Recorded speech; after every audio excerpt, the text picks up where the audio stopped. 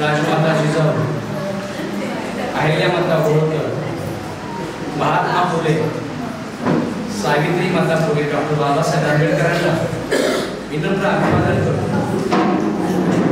विचारपीठावरती विराजमान असलेल्या आजच्या कार्यक्रमाचे अध्यक्ष गुरुकरांना कोंडळकर सर, बापू, बाळकृष्ण भाऊ, बिराजदार सर, दळवे सर, सर्व माझे मित्र, भाऊ, बहिणींनो आणि फायनान्शियल सर्व्हिसेस मध्ये सर्व माझे साथी, महाराष्ट्र विकास मंचमधले सर्व मित्र आणि या ठिकाणी आलेले सर्व कवी मान्यवर, मग सर्वांना माझा साष्टांग नमस्कार, प्रणाम.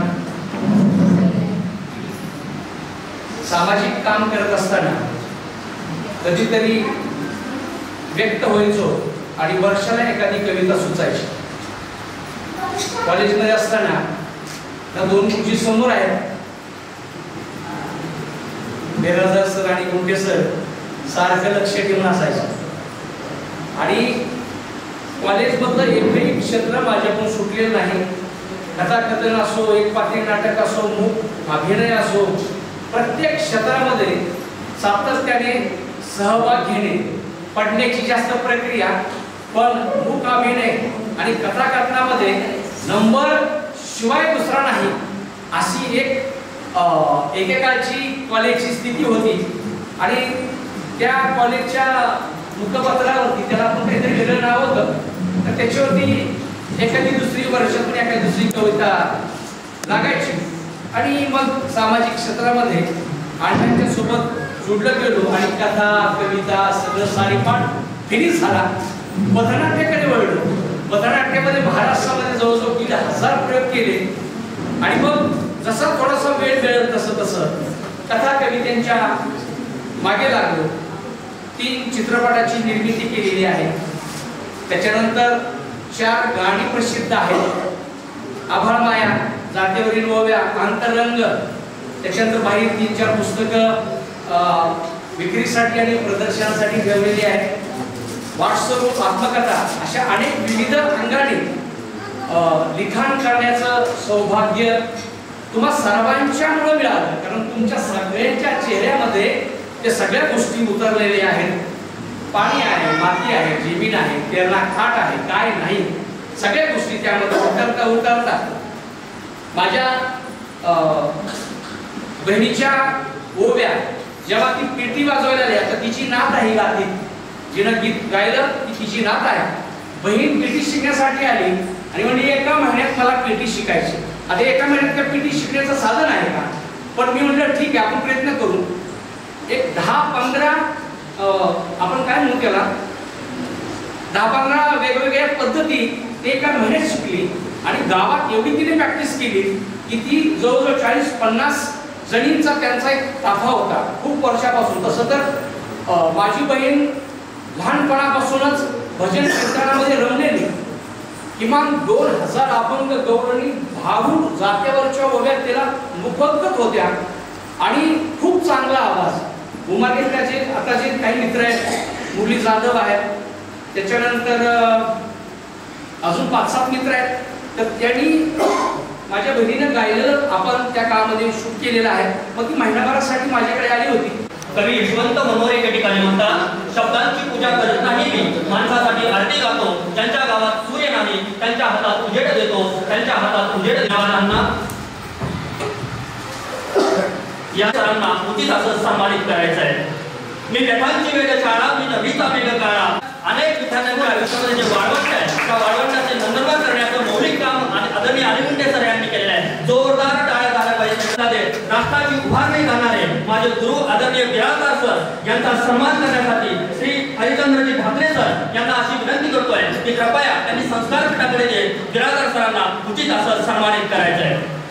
ठोकून मांडा आहे तुमची तमान जेव्हा मी सूर्याच्या मजीचा माझेच तेज देतो आणि सामान्याच्या हिताची तळमळ उरात देतो आणि सामान्याच्या हिताची तळमळ उरात देतो.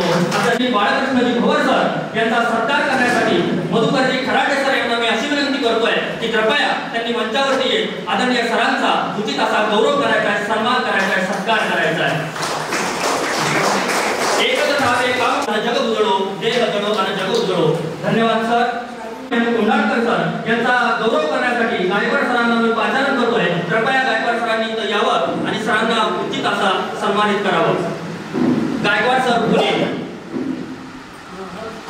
उचित गौरव होतोय याचा विशेषतः आम्हाला अभिमान होतो. जोरदार टाळ्या पाहिजे. यानंतर ओमजी गिरी सर यांना मी अशी विनंती करतोय की कृपया त्यांनी मंचावरती आदरणीय कुलकर्णी सरांना उचित असं सन्मानित करायचं आहे. ओम गिरी जोरदार टाळ्या करा. यानंतर 9 महिन्यापूर्वी इहलोकीचा निरोप घेतला, ती निघून गेली. ओव्या मात्र जात्या मुक्ती नाही. विचार केला की तिच्यानंतर आपण त्या ओव्या लोकांच्या प्रती अर्पण करू, आणि म्हणून मी त्या ओव्याचं इनॉग्रेशन प्रकाशन करायचं ठरवलं. त्या सगळ्या ओव्या एकत्र केल्या, विदर्भामध्ये त्या ओव्या पाठवल्या, तिथून त्या प्रकाशनाची सगळी व्यवस्था केली. आभाळमाया पुण्याला पाठवलं, तिथून प्रकाशनाची व्यवस्था केली. आणि एकूणच 2 पुस्तकं ह्या वर्षी प्रकाशित करायची. आमच्या जेवढं छान वाटतं तसं आतमध्ये पण छान असतं नाही. खूप विचाराची घुसळण होते. मग एकाच वेळा 2 प्रोग्राम व्हायचे तर सस्य वरपट होते. अण्णा म्हणले मग स्वतंत्र कार्यक्रम ठेवू, याला स्वतंत्र स्टेटस येईल. मग म्हणलं संध्याकाळी कार्यक्रम ठेवू. तो परवा दिवशी ठरला होता, तो काल परत निश्चित निर्णय घेतला. परत आज ठरलं की आज रात्रीच करायचा. आणि मग माझी इथल्या 3-4 मित्रांची, गुरुजींची धावपळ, अण्णांची कुणाला कुणी खालीवरी बसवायचं. त्या हिची आपली नाव पाहुण्यांची कोण वरी कोण खाली, आता इथे सगळेच माझ्यासाठी एका पट्टीतले. आणि मग ते सगळं तयार करताना माझा प्रवास चालू आणि निमंत्रण पत्रिका सोडून 3 दिवस निमंत्रण पत्रिका करायला लागलं. हा सगळा अट्टहास करत असताना आज आपण एका स्टेपला आलेलो आहोत की कोण होती बहिणाबाई. तर तिच्या संदर्भात तिने जी काही जातीवरल्या ओव्या गायल्या, तर प्रत्येक विभाग मी फक्त 1-2 ओव्या मी तुमच्या समोर ठेवणार आहे. खऱ्या अर्थाने लहानपणापासून ही तिच्या घरातली परंपरा. 8-8 दिवस डोक्याला तेल नाही ना विंचरायला कंगवा नाही, अशा पद्धतीचं सख्या आत्याच्या मुलाला दिलेलं, तरीही तिला सौभाग्याचं म्हणत. जेव्हा माझी भाऊजी आता आजारी आहेत तर तिला माझं काही खरं नाही, विधवा व्हावं लागेल की काय, अनेक मैत्रिणीकडे ती बोलायची. खरं ते कळत असतं, ते मला थांबवता आलं असतं. पण तसं एवढं आपण काही देव नाही तिला थांबवण्यासाठी. परंतु तिचं जे म्हणणं आहे ते तिच्यासाठी खूप चांगलं आहे, पण ते आमच्यासाठी खूपच तसं काय म्हणतात शब्द नाहीत, पण ते चांगलंच नव्हतं. कारण एकामागे वडील, भाऊ, मोठे भाऊ गेले, वडील गेले, मग भाऊ गेला, आई गेली, नंतर बहीण, एका मागे भर माणसं निघून गेली. आणि आपण म्हणतो ना शेंडफळ किंवा सगळ्यात लहान, त्याची खूप मजा असते हो. पण ती मजा आपत्काळामध्ये जबाबदारी सगळ्यांचीच उठवण्याची आली.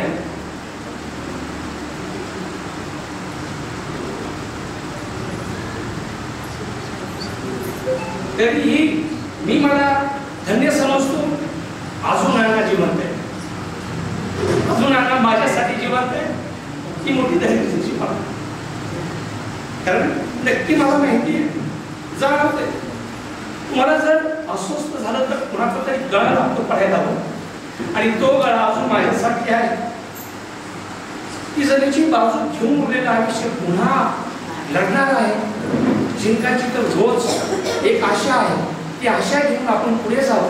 आणि म्हणून मला असं वाटतं की आपल्या उत्तरार्धामध्ये 4 पुस्तकं असावी, लोकांनी सन्मान केलेली आवड असेल, आणि फुलांचं घर सुरू करायच्या अगोदर 12-18 वर्ष कुणी फुलाची पाकळी दिलेली कधीच आठवत नाही. जेव्हा बालगृह सुरू केलं तेव्हा आता 2 ऑफिसच भरलेले आहेत. एवढं लोकांनी सन्मान केला, आणि मला वाटतं की प्रेरणा स्रोत येईल त्या प्राण्याच्या नावाने जोरात काय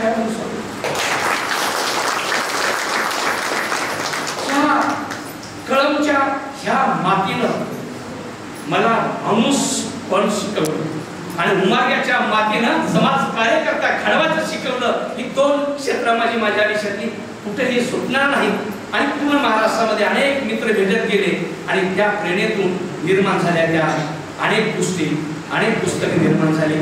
मी वेळ नाही घेता आता बहिणीच्या ओव्याबद्दल फक्त 2-3 ओव्या म्हणून दाखवणार आहे. मुरारी येतो त्या संदर्भाने तिला काय वाटतं त्याच्या 2-3 खरे मी घेणार आहे. सण पंचमीचा गेला उद्या येईल दिवाळी, सण पंचमीचा गेला उद्या येईल दिवाळी, नेनंता बंधू माझा आला सकाळी सकाळी.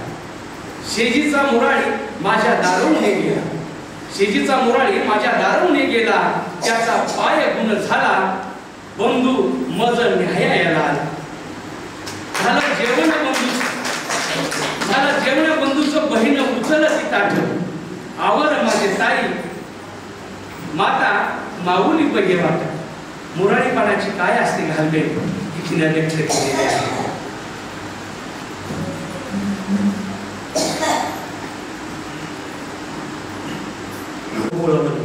केली बहिणीची बोळवण मागे फिरून पाहते, केली बहिणीची बोळवण मागे फिरून पाहते, भावाच्या डोळ्यातून गंगा यमुना वाहते, गंगा यमुना वाहते. पोटाच्या परिसर पाठीचं पंडित भावाबद्दल लिहिलेली. पोटाच्या परिसर पाठीचं पंडित सोयरा बंधू माझा वन येईल धुंडीत, वन येईल धुंडीत. त्याच्यानंतर पेरणी आणि शेतकऱ्यांच्या संदर्भाने तिने लिहिलेलं आहे. पड पड रे पावसा पडता राहू नको, पड पड रे पावसा पडता राहू नको, कर रानाची हिरवळ वाट बघायला लावू नको, कर रानाची हिरवळ वाट बघायला लावू नको. पड पड रे पावसा वर आभाळ उठल, पड पड रे पावसा वर आभाळ उठल, कर शेतात हिरवळ बाळ कुणबी नटल, बाळ कुणबी. भावा परीस माझी सीता मालन तापड, भावा परीस माझी सीता मालन तापड, बंधूला मिळालं खऱ्या रंगाचं कापड. भावा परस माझी सीता मालन चांगली, भावा परीस माझी सीता मालन चांगली, बाई माझ्या बंधवाला घरी रंगाची लागली, घरी रंगाची लागली.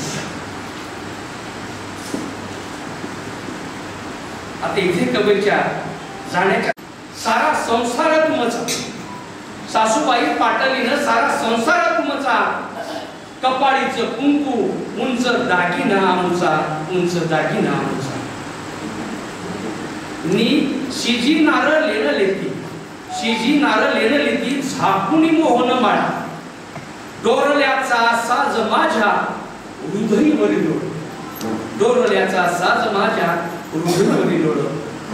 माझ्या भ्रताराचं गुण, माझ्या भ्रताराचं गुण सांगते गोतामंदी, अंगावरले शेल्याची केली सावली शेतामंदी, केली सावली शेतामंदी.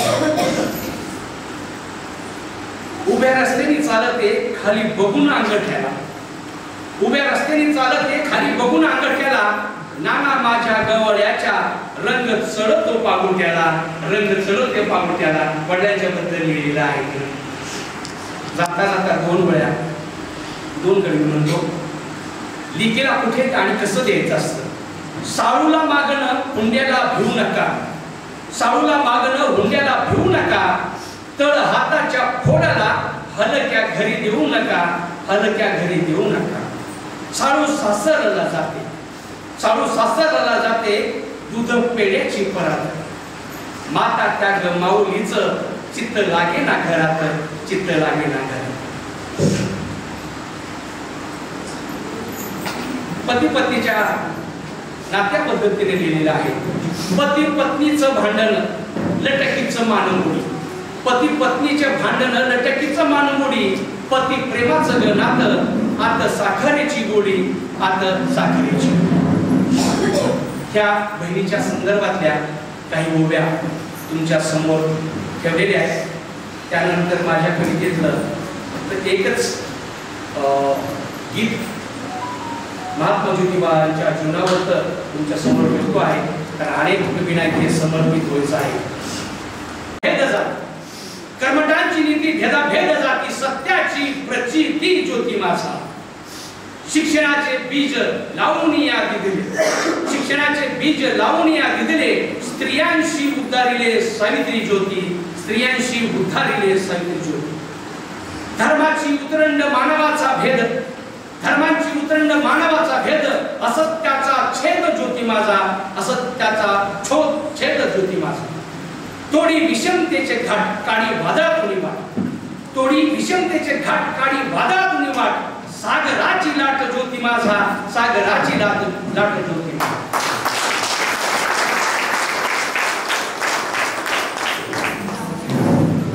धन्यवाद आदरणीय भूमिपुत्र वाघकर. ज्यावेळी डॉक्टर APJ अब्दुल कलाम यांनी राष्ट्रपती पदाची शपथ घेतली आली होते सर, त्यावेळेस पत्रकारांनी प्रश्न विचारला की या क्षणी तुमच्या त्यांच्या भावना काय आहेत.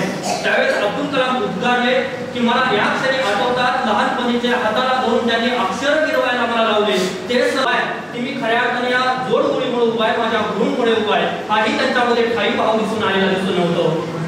कवी ग्रेस एका ठिकाणी म्हणतात की आई होती म्हणून घन व्याकुळ मी रडलो त्यावेळी वारा सावध पाचोळा उडवीत होता त्यावेळी वारा सावध पाचोळा उडवीत होता. श्रोतो, ज्या क्षणाची आपण आपुलतेने वाट पाहत आहोत काव्यसंग्रहाच्या प्रकाशन सोहळ्याची अध्यक्षासमवेत सर्वोच्च मान्यवर बापूंना मी अशी विनंती करतोय की आजच्या कविता संग्रहाचं त्यांनी विमोचन करावं, प्रकाशन करावं.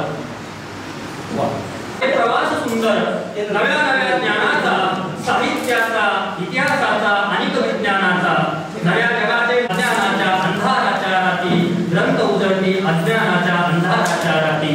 खऱ्या अर्थाने हा काव्यसंग्रह निश्चितच साहित्य म्हणजे काय असतो तर साहित्य हा संस्कृतीला आलेला एक सुंदर मोहर असतो. हाच मोहर आज आपल्या खरंच मनामध्ये जोरदार टाळ्यांच्या पावसामध्ये या प्रकाशन सोहळ्याला आपण नाच द्यायचा आहे. प्रमुख मान्यवरांच्या हस्ते या कविता संग्रहाचं इथं विमोचन होत आहे, प्रकाशन होत आहे. पुन्हा एकदा जोरदार टाळ्यांच्या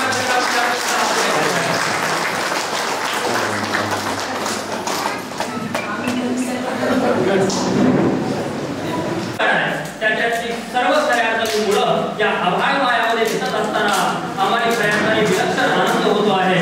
जे मार्क्स त्यांनी जगलंय, जे भोगलंय, जे अनुभवलंय ते त्यांनी आपल्या लेखणीच्या माध्यमातून आभाळ मायामध्ये चितारलेलं आपल्याला दिसून येत आहे. भव्य दिव्य असा प्रकाशन सोहळा इथं संपन्न होतोय. जोरदार टाळ्यांच्या गणगणाट आपल्या मान्यवरांच्या हस्ते लोकप्रिय प्रकाशन सोहळा या ठिकाणी संपन्न होतो आहे. धन्यवाद. सर्वच अतिथीगणांना मी अशी नम्र विनंती यांना मी अशी विनंती करतोय की कृपया आमच्याशी त्यांनी हिंदू साधावं, संवाद साधावं. जगद्गुरु संत तुकोबारा एका ठिकाणी म्हणतात शब्दाचे आमच्या जीवाचे जीवन शब्द धन वाटू जन लोका. आदरणीय अनिमुंटे सरांनी सुद्धा याच शब्दाला खऱ्या अर्थाने आठवत आम्हाला शब्दांचं ध्यान द्यायचं.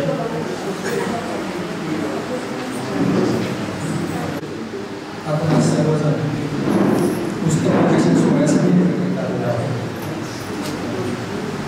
या कार्यक्रमाचे अध्यक्ष आदरणीय आमदार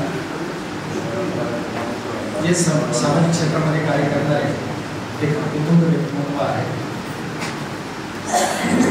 व्यासपीठावर उपस्थित असलेले आदरणीय कोल्हापूर सर, रामदास बापू, आमच्या कळमचे बापू बाळासाहेब बाबा, माझे सहकारी प्राचार्य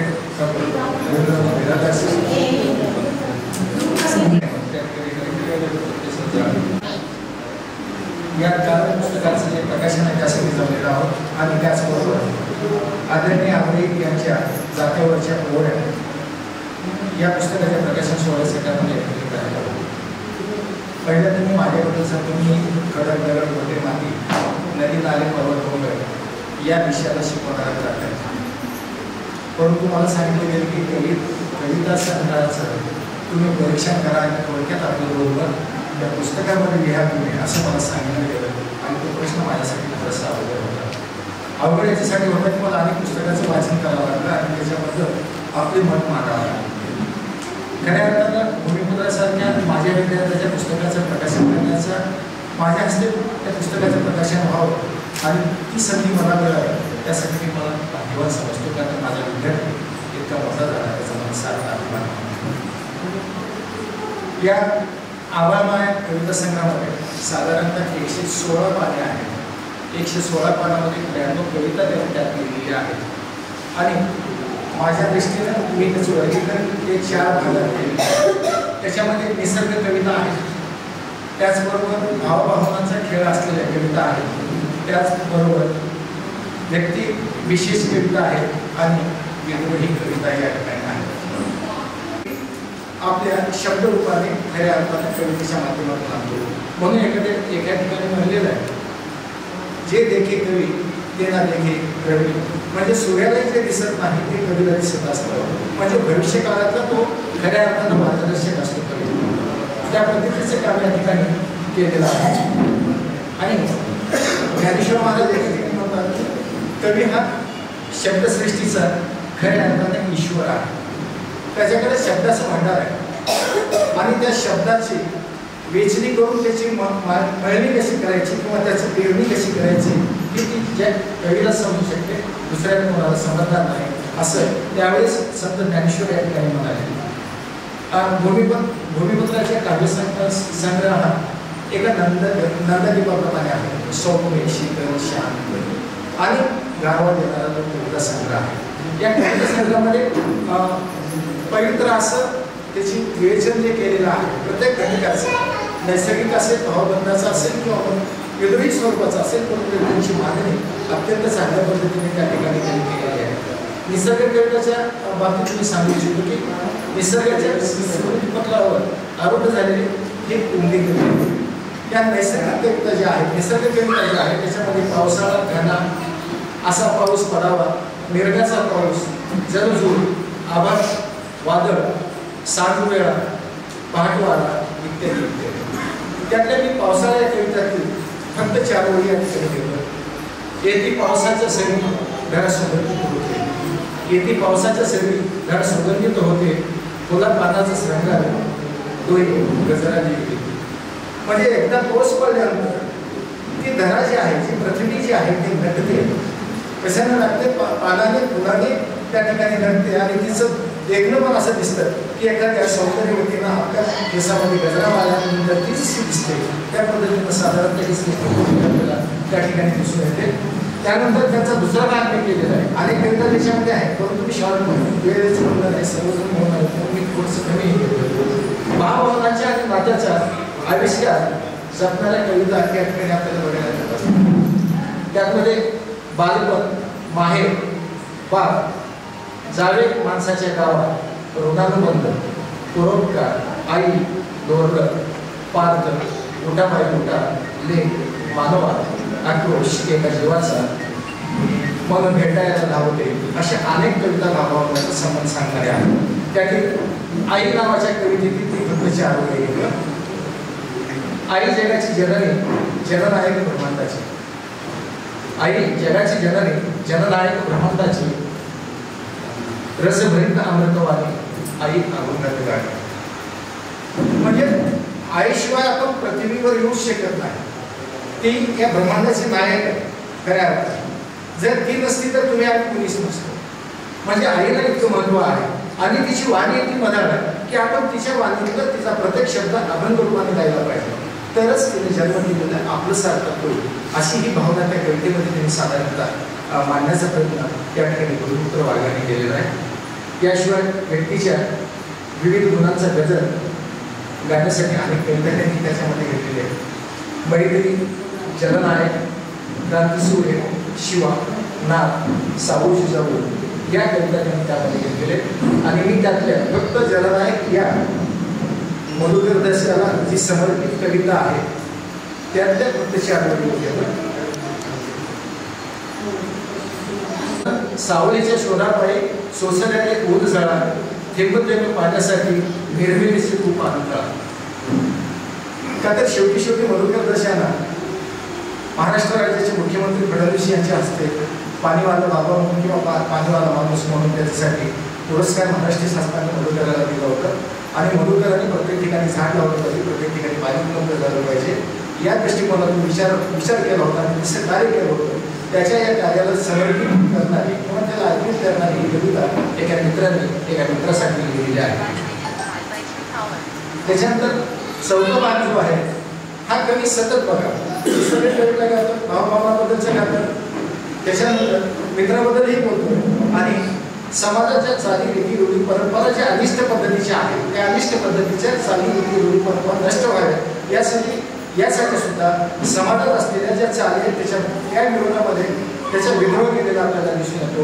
आणि त्याच्यासाठी एक सुंदर कवितेने तिच्याचं नशीब यावे, काय वैद्यकाची जीने तिच्याचं नशीब यावे, बरं विदुराची कारण हातात जन्म व्हावे. बघा समाजामध्ये विडंबन कसं आहे, आपण एकीकडं कुठल्याही समाजस्थानावरून बोलत असताना आता समाजामध्ये स्त्री आणि पुरुष समानता असं आपण म्हणतो, परंतु एखाद्या स्त्रीला वैधव्य प्राप्त झालं किंवा तिचा पती जर गेला तर तिला आपण तिच्याकडे बघण्याचा दृष्टिकोन आपण बदलतो आणि याच्यामध्ये महिला जास्त जबाबदार आहे. का तर एखादी विधवा महिला असेल तर तिला हळदी कुंकवाला सुद्धा महिला बोलत नाही, पुरुष त्याच्यामध्ये जास्त सहभागी नसतो, परंतु महिला तिला बोलवत नाही. या पुरुष प्रधान संस्कृतीमध्ये एखाद्या पुरुषाची पत्नी जर गेली तर लगेच जाऊन थाटामाटामध्ये तिला लग्न न झालेली मुलगी सुद्धा बायको म्हणून त्याला बोलवतो. म्हणजे विषमता किती समाजामध्ये, आपल्या वागण्याची विषमता किती. आणि महिला सुद्धा त्याला काही त्याला विरोध करत नाही. एखादी विधवा जर 20-22 वर्षाची असेल तरी तिचं लग्न करता येत नाही, परंतु 50 वर्षाचा जर एखादा विरोध झाला किंवा त्याची पत्नी जर गेली तरी आपण त्याचं लग्न करायला तयार होतो. म्हणजे सामाजिक विषमता जी आहे ती विषमता दूर व्हावी यासाठी त्यांनी ह्या कविता केलेल्या आहेत. थोडक्यात आभाळमाया या काव्यसंग्रहामध्ये गुरुपुत्रवाया निसर्गाच्या सुप्त निसर्गाविषयी सुप्त संदेश दिलेला आहे. नाते भावभावनांचा जो एक मेळ आहे ते मेळ घालण्याचा प्रयत्न केलेला आहे. त्याचबरोबर समाजातील चालीरीती रूढी परंपरा वाईट ज्या गोष्टी आहेत त्या वाईट गोष्टी नष्ट झाल्या पाहिजे याच्यासाठी त्यांनी प्रयत्न केलेला आहे. आणि त्यांच्या कवितेबद्दल मला इतकंच म्हणायचं आहे, बाहेरच्या साहित्य क्षेत्रामध्ये साहित्य जगामध्ये हा कविता संग्रह तग धरेल मला सांगता येणार नाही, कदाचित तो उच्च पातळीला जाईल, परंतु प्रत्येकाच्या घरातील देवाऱ्यावरती प्रकाशमान करण्याची ताकद मात्र या कविता संग्रहामध्ये निश्चित आहे. इतकं मी सांगतो. मी बहिणीच्या ज्या जात्यावरील ओव्या आहेत त्याच्याबद्दल मी काही त्याच्यात घेतलो नाही, कारण तो भाग जात्यावरील ओव्याचा भाग प्रत्यक्ष माझ्या जीवनाशी संबंधित आहे. जात्यावरील ओव्या बहुतेक करून बाहेरचं मोठेपण सांगणाऱ्या बाया त्या वेळेस गातात.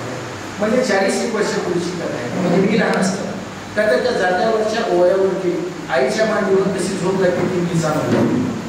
म्हणून मी सांगतो की माझी माय नेहमी माझा भाऊ कसा मोठा आहे, माझ्या भावाची बायको कशी मोठी आहे, माझी लेक नांदायला गेली तर ती किती चांगल्या पद्धतीनं नांदते, माझा पती जर जात असेल तर माझा पती किती चांगल्या पद्धतीनं वागतो किंवा माझा भाऊ कसा वागतो, हे जे नातेसंबंध जपण्याचं काम प्रत्येक स्त्रीनं जात्यावरील त्या ओव्यावरून केलेलं आहे. त्याचं कारण असेल कामाबरोबर आनंद, आनंदाबरोबर बाहेर, या सर्व एकमेकांमध्ये गुंतलेले ही नाते शब्द आहे.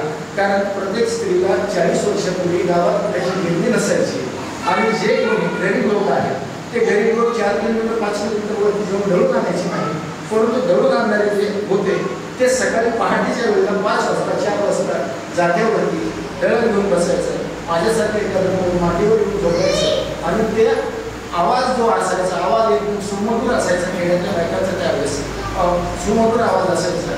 तिच्या आवाज ऐकून शेजारी असलेल्या काही नवीन लग्न झालेल्या मुली किंवा बाया तिच्यासारखंच आपल्याला गाता येतं का या पद्धतीने त्या ठिकाणी जमायच्या. आणि तो एक म्हणजे कुठंच म्हणजे मिक्सिंग नाही किंवा कुठंच असं त्याच्यामध्ये सरमिसळ नाही, एक शुद्ध प्रेम, एक शुद्ध वातावरण जे होतं ते शुद्ध वातावरण पाठीच्या वेळेस त्या ठिकाणी बघायला मिळायचं. आता सर्वबाई होते आणि ह्या कविता या जात्यावरच्या ओव्याच्या 8 भागामध्ये पुस्तकात लिहिले. त्यांचे सुपुत्र महावीर डोके आणि त्यांचे बंधू गोविंद वाघ यांनी बहिणाबाई चौधरीचं साहित्य जसं कविता या ठिकाणी आलं होतं तसंच आपल्यापर्यंत आलेलं आहे. आणि मला खूप आनंद वाटतो याचा की साहित्य क्षेत्रामध्ये एक भाग लुप्त होण्याच्या अवस्थेत असताना परत या भावाने जात्यावरच्या ओव्या ह्या जर मी म्हणतो की लोकगीत म्हणता येईल आपल्याला, का तर भांडीच्या वेळी गायले जाणारे हे लोकगीतच होते त्यावेळेस. या बहिणीने गायलेले लोकगीत जगासमोर आणण्याचं एक मोठे काम केलं. त्या दोघांचंही मी अभिनंदन करतो. आणि या दोन्ही पुस्तकावरती भूगोलासारखा विषय गडबड असताना मातीचा विषय असताना प्राध्यापकांच्या जे काही शब्द केले ऐकून घेतले त्याबद्दल मी तुमचा सर्वांचे आभार मानतो आणि माझे 2 शब्द संपवतो आणि भूमिपुत्र वाघाच्या भाविक वाटचालीस माझ्या शुभेच्छा देतो आणि मी त्यांचा संपर्क आणि व्यासपीठावर असायचा. म्हणजे सांस्कृतिक कार्यक्रम असेल, साहित्याचा कार्यक्रम असेल तर भूमिपुत्र असायचा, परंतु माझा संपर्क साहित्याशी आणि कधीही नव्हता. मी फक्त खेळ आणि मारामारी या दोनच विषयावर प्रवीण होतो. एवढ्या लोकांना कसा पुढे सांगितलं तर माझे मलाच कळलं नाही. कधी कमी झालो, लेखक झालो, प्राध्यापक झालो, PhD केली, काय काय केलं माहित नाही. त्या ठिकाणी पटकन सुचत असं लिहित असतो. म्हणून तो रागांचं जेव्हा चालू होतं पण त्यांच्यावर आपल्या सगळ्यांचाच गणित दाखवला होता आणि झाल्यावर थोडंसं 2 वेळी सुचल्या त्या लिहिल्या त्याच पद्धतीनं सुद्धा करतो. तात्यावरच्या ओवी ही अशी होती येणाऱ्या सुनेला आणि जाणाऱ्या लेकीला संस्काराचं माध्यम म्हणजे तात्यावरची ओवी होती. त्यावेळेला दुसरं काही नव्हतं ग्रामीण भागामध्ये. त्या स्त्रीचा स्वतःचा व्यायाम व्हायचा आणि जात्यावरच्या ओव्या राहिल्या भावना विवश झाला. वाघासारखा वाघ ही भावना विवश झाला. त्यांच्या सोबतीने आमच्या इथे कुठून आला असा कसा रे तू पुत्र सामाजिक चांगले तू जुळलेस कितीतरी मित्र बदलू पाहतो विषमतेचे चित्र कोण दिग्दलितांचा मित्र प्रकट केल्या बहिणीच्या जात्यावरील ओव्या शब्दांच्या आसोडाने दिल्या विद्रोही शिव्या. धन्य झाले सर्व बहिणीला केलेस कवी जोडलेस अण्णासारखा अण्णाला प्रेमाच्या बंधनाला तुझेच गुरु ते अनाथांचे नाव. धन्य झाले गुरुपद अण्णा विश्वनाथ. धन्य झाले गुरुपद अण्णा विश्वनाथ. एखाद्याला गुरु भेटत असतो नशीब लागतो. या जाणीवच्या माध्यमातून अण्णांचे कार्य उभं केलं होतं आणि तिथून प्रेरणा घेत मुलुंडकरांनी उमरग्यामध्ये जी सामाजिक संस्था उभी केली आणि आजही त्याचे निर्माणामध्ये टिकवले. मधुकर दसांच्या बद्दल एक किस्सा मला आठवतो. तुम्ही आम्हाला सांगितले असा दस आहे चला आपण त्यांच्याकडे जाऊन गोळा करतो.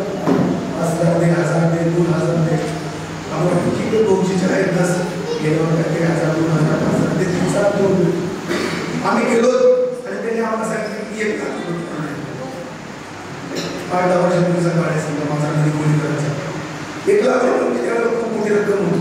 आम्ही 1 लाख सहज देतो बोलतोय नक्की आपला फेऱ्या मारला कारण आमदार खासदार तुम्ही सुद्धा एवढी मोठी देणगी देतो आणि मुलगा सहज आम्हाला 1 लाख रुपये दिलेही चेक दिला. आम्ही बँकेत जाऊन चेक वडे बसता आम्हाला सांशक्य होती घ्यायचे काय माहीत पद्धती परंतु खरंच विचार असतील तुम्ही बरोबर असेल तुमच्या क्षेत्रात काम करायचं बसवण्याचं नव्हे लोकांना बसवण्याचं काम करतात. आनंद वाटला तुमच्यासाठी खूपच समाजात आहे म्हणून कुठंतरी सामाजिक विषय थोडीशी जागेवर आहे. हा जो समाज कुठल्या कुठं वाद समाज जातीवादाच्या राजकारणाला अडकून चालला आहे.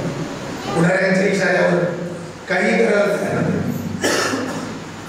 कबरी उघड आणखी शिव घालत जेव्हा समाज अतिशय टोकाच्या परिस्थितीत नांदतोय त्यावेळेला खरंच विश्वनाथ असते असेल तुमच्यासारख्या लोकांची गरज आहे समाजाला रांगेवर रुळावर ठेवण्याची समाज घडवण्याची.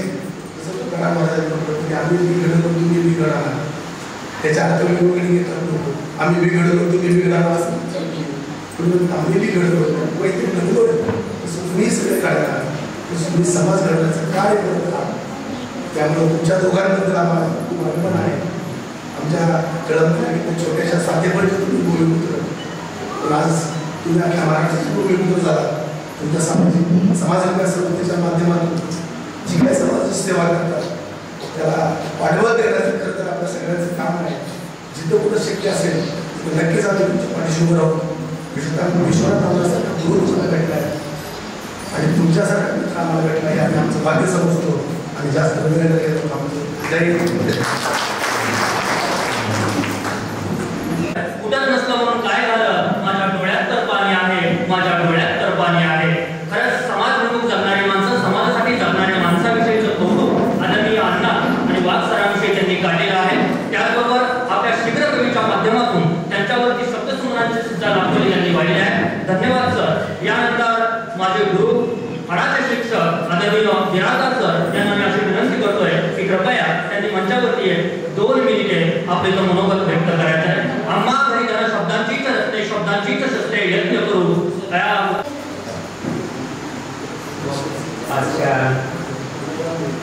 सायंकाळच्या या दरम्यान सोहळ्याच्या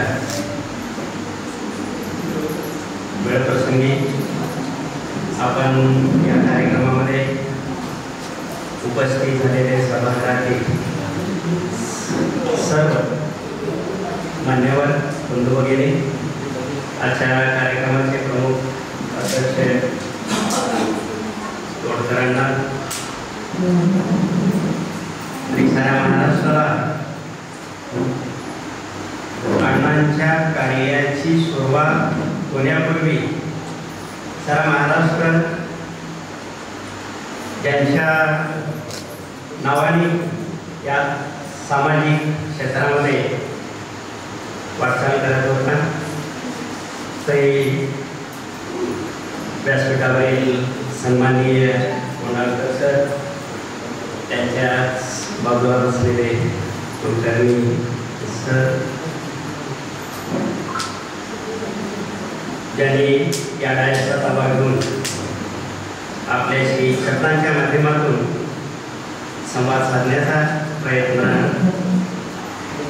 मनाचा अंतरंगाचा भेद घेऊन तुमच्याशी खूप भावनिक पद्धतीने करण्यामध्ये डॉक्टर आलिमोंडे सर आणि आभाळ माया या पुस्तकाला खूप सुंदर पद्धतीने त्यांनी शुभेच्छा दिलेल्या आहेत.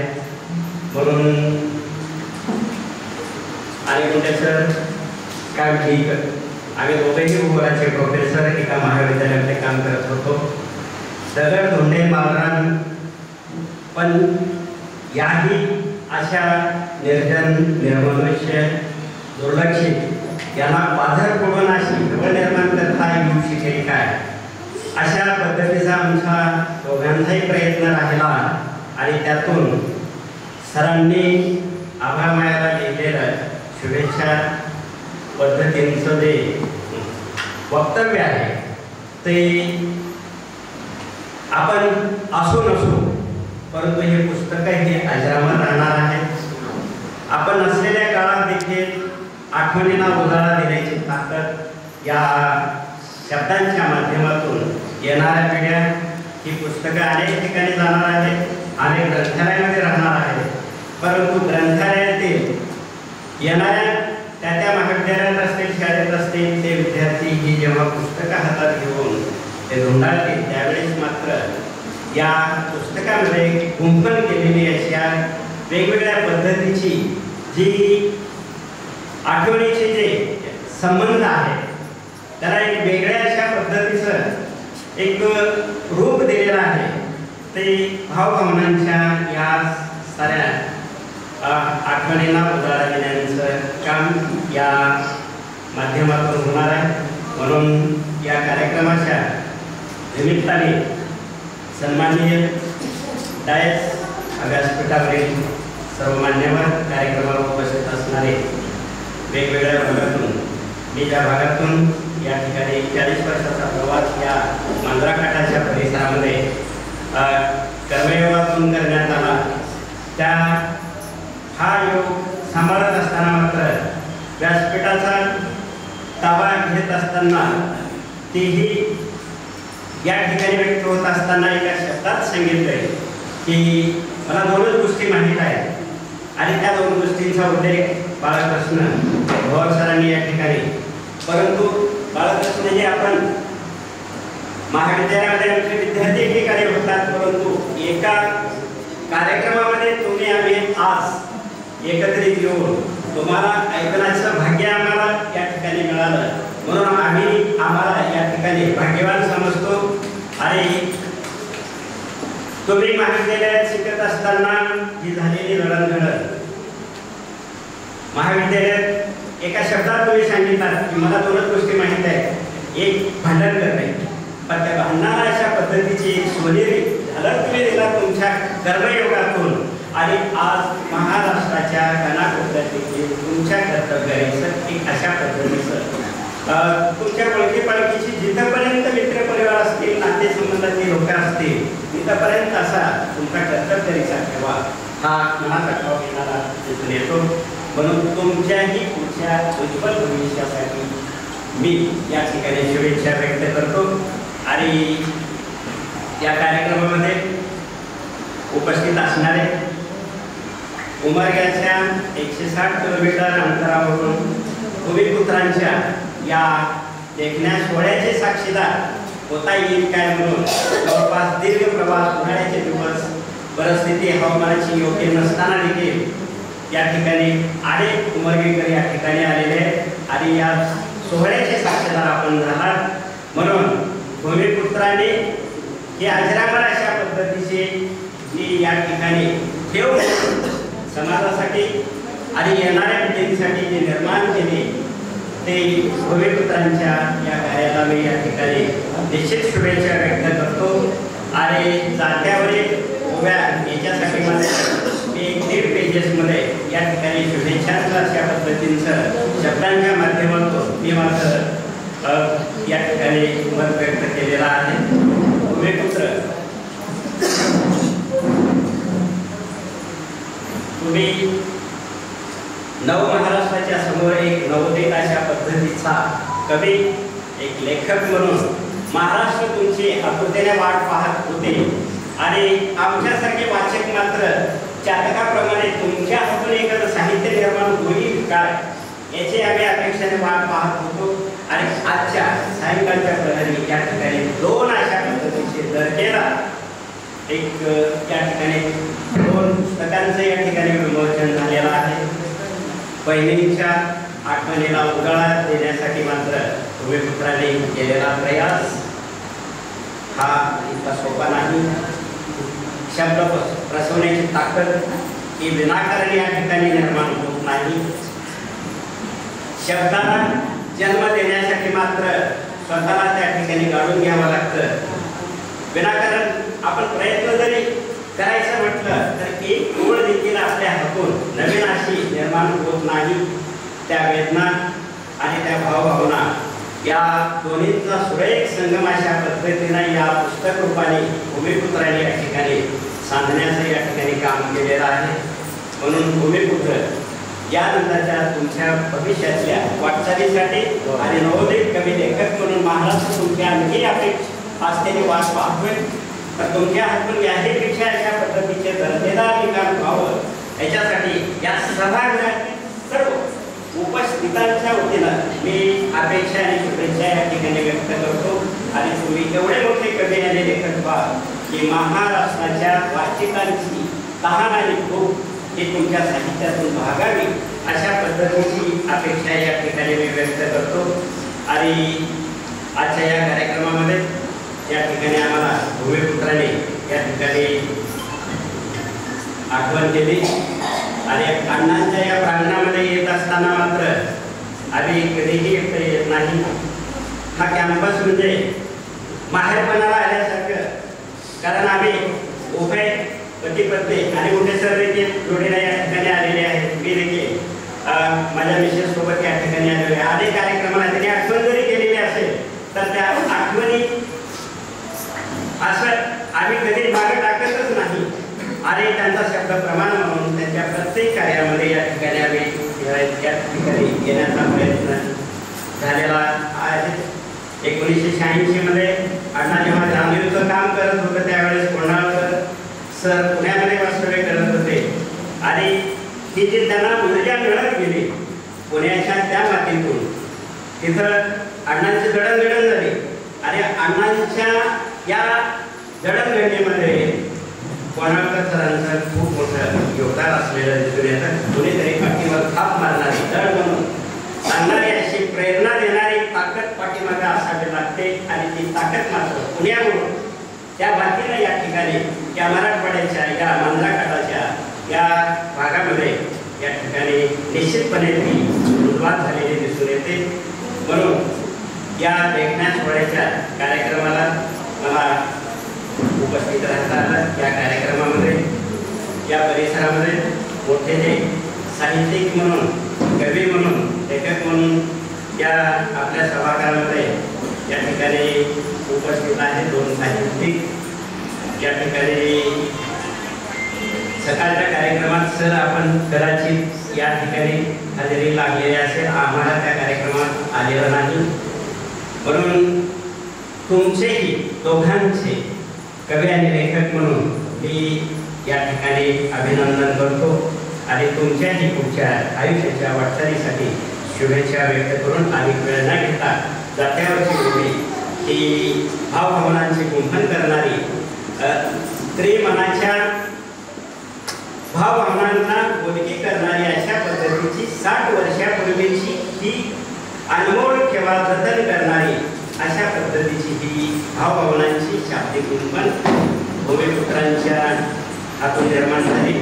म्हणून परत एकदा अधिक वेळ न घेता परत एकदा या साहित्याच्या नजरेमधून मी परत एकदा शुभेच्छा व्यक्त करतो आणि आपल्या परत एकदा मोठ्या अशा पद्धतीची आजारावर पुस्तकाच्या रूपाने अनेक ग्रंथ संपदा निर्माण व्हावी याच्यासाठी शुभेच्छा देतो. धन्यवाद.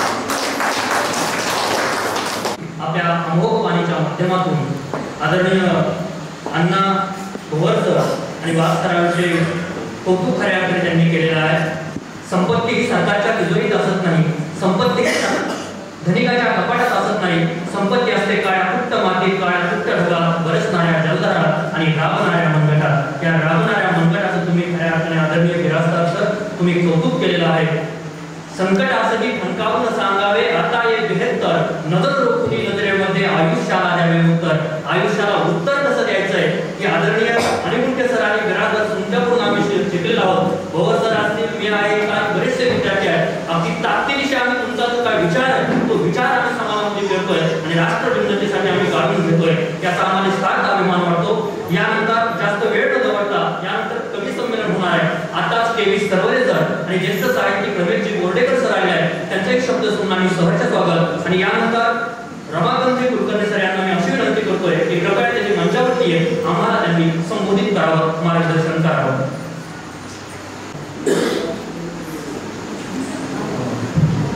शब्दाच्या दुनियेत वावरणारे, रंगणारे, हरवून जाणारे मंडळी म्हणजे कवी आणि साधक.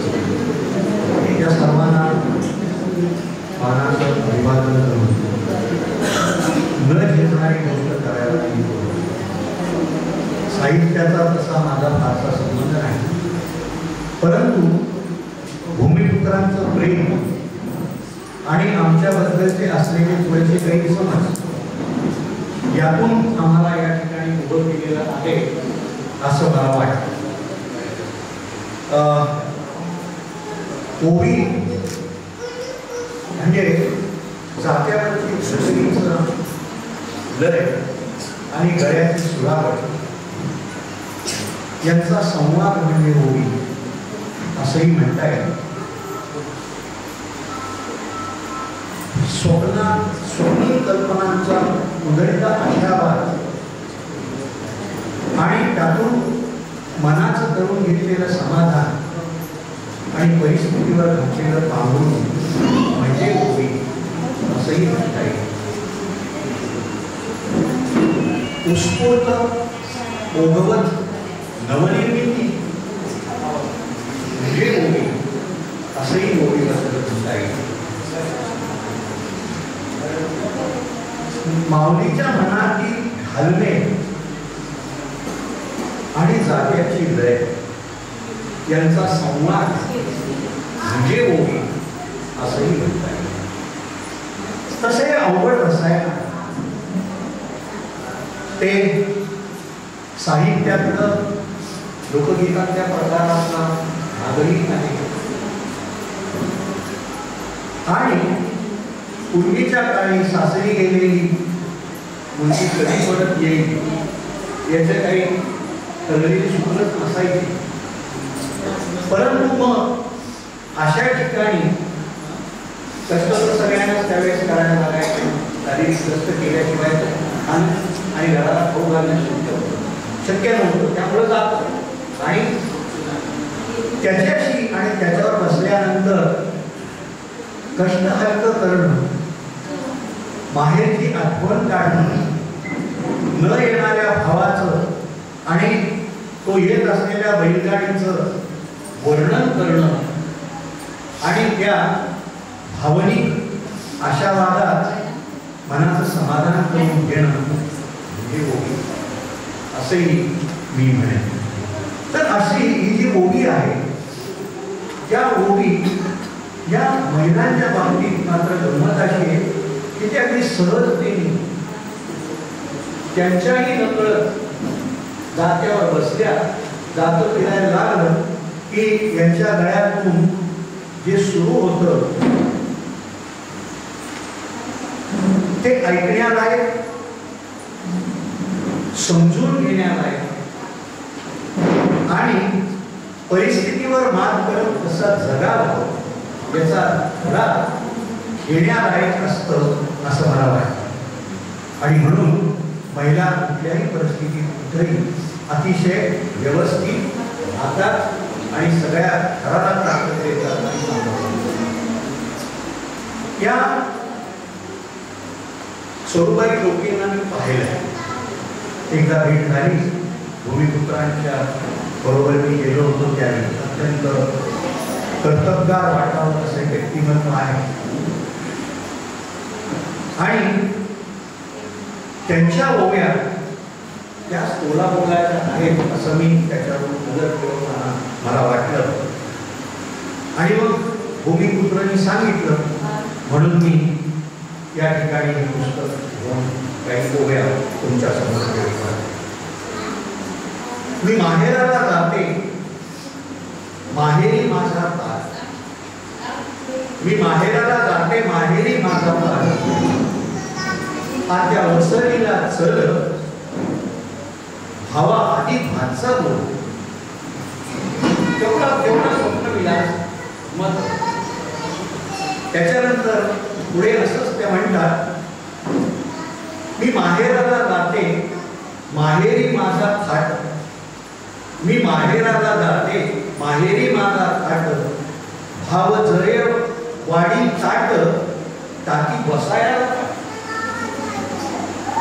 प्रत्यक्षात घडेल नाही घडेल, पण हे स्वप्नरंजन आहे ना, ती जगण्याची मजा घेऊन जातं असं मला वाटतं. आणि त्यामुळे याची ताकद वाढते. आणि पड पड रे पावसा, तुला जोडीते रे हात. तुझं जमिनीचं नातं पड माझ्या माहेरा. गंमत बघा, ती सासरमध्ये आहे आणि ती म्हणते कुणाला, पावसाला माझ्या पाहे. तिची ओढ आहे, तिचे नातं आहे, ते आतून नातं पुन्हा पुन्हा अडवणं, सांगणं, स्वतःलाच आठवण करून देणं, ही या ओव्यातली गंमत. आणि ती माहिती मला यांच्या ओव्यामधून जरा वाचायला मिळाली. रान पिकलं पिकलं जसं बघत चोरून. रान पिकलं पिकलं जन बघत चोरून. गहू हरभऱ्याच्या गाड्या आना येशीच्या बोरून. दुसरीकडून रस्ता असला तरी आणू नका, सगळ्या गावांना बघितलं पाहिजे. कारण माझ्या ज्या गाड्या येणार आहेत भरभरून, त्या गाड्या लोक चोरून बघायचं नको आहे, येशीकडून येऊ द्या, मोकळेपणानं बघू द्या. म्हणजे ही सगळीच गंमत आहे आणि ही श्रीमंती आहे मला असं वाटतं. त्याच्यानंतर मी एक महत्त्वाने संपवतो. एक 100 माझं होतं झाडा वरली पाकर, गवळण माझी बाई गोड उसाची साल. आईबद्दल त्यांनी लिहिलेलं आहे, जो गोतवाडा आईने अत्यंत प्रेमाने सांभाळला आणि त्या परिस्थितीत सुद्धा तिने ज्या पद्धतीने सांभाळला, त्याला तिला साखरेची उपमा दिली आणि ती गोडी त्यांच्या त्या नात्यामध्ये आहे. माझ्या मित्रांना तो आशावाद घेऊन त्यांच्या बहिणीची आठवण शब्दबद्ध केलेली आहे. शब्दबद्ध करण्यापेक्षा तिचं शब्दांकन या पुस्तकात त्यांनी छापलेलं आहे. ठीक आहे, की आता नसेल तरी हरकत नाही, पण तिची इच्छा होती, ती इच्छा या पुस्तकातून त्यांनी आपली आहे आणि ती भरभरून लोकांपर्यंत जावी, ती भरभरून लोकांनी वाचावी.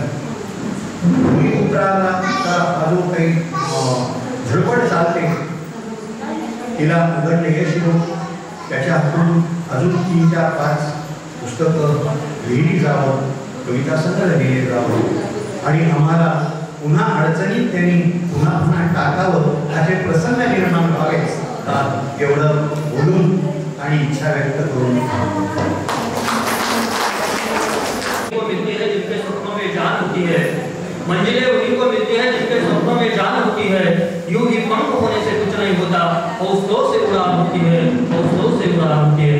की ऊर्जा, की हौसला भरणारे आजच्या कार्यक्रमाचे अध्यक्ष आदरणीय तोडकर अण्णा यांना मी अशी विनंती करतोय की या कार्यक्रमाचा अध्यक्षीय समारोप त्यांनी करावा. आदरणीय तोडकर अण्णा ज्यांची बात सोडून आली त्यांनी 2 फुले द्यावी, ज्यांचे सूर जोडून आले त्यांनी 2 गाणी द्यावी. तद्वतच आदरणीय अण्णांनी मौलिक असे विचार द्यावे.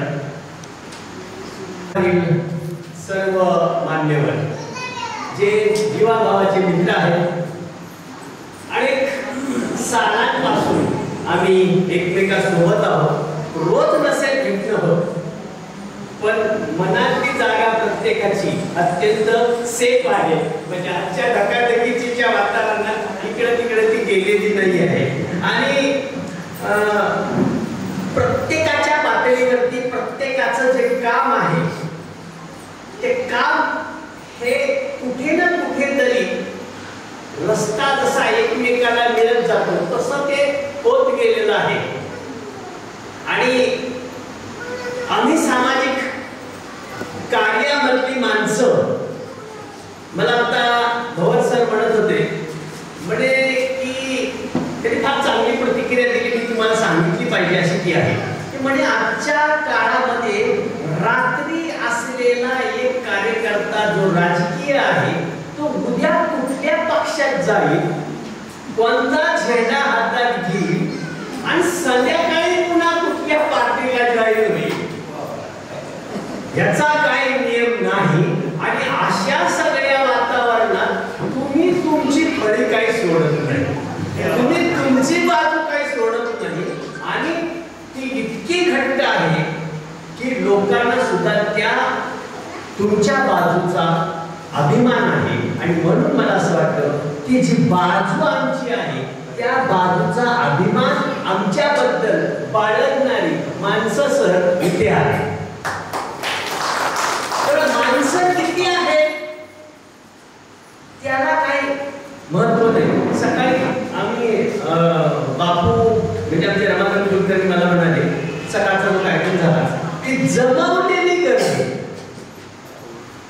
आणि जमलेली गर्दी, तशी ही जमलेली गर्दी आहे आणि हीच लय भारी आहे.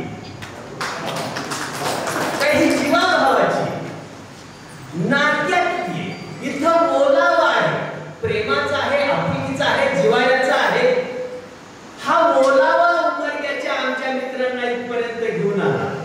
हा बोलावा जो आहे तो सर असतील सगळे आमची सगळे मित्र कंपनी जी आहे ती इथे आहे, ती प्रेमापोटी आहे. आणि त्या प्रेमाचा हा एक भूमिपुत्रांनी प्रेमाचा जो आविष्कार या ठिकाणी व्यक्त केलेला आहे ती हे पुस्तक आहे. त्यात गोव्या आहेत, कविता आहेत. त्यांचं पुस्तक आभाळ माया आहे. आणि हे जात्यावरच्या ओव्या, हे जात्यावरच्या ओव्या नसून ही नात्यातली माया आहे. ही नात्यातली माया आहे. आणि आमच्या बहीणबाईला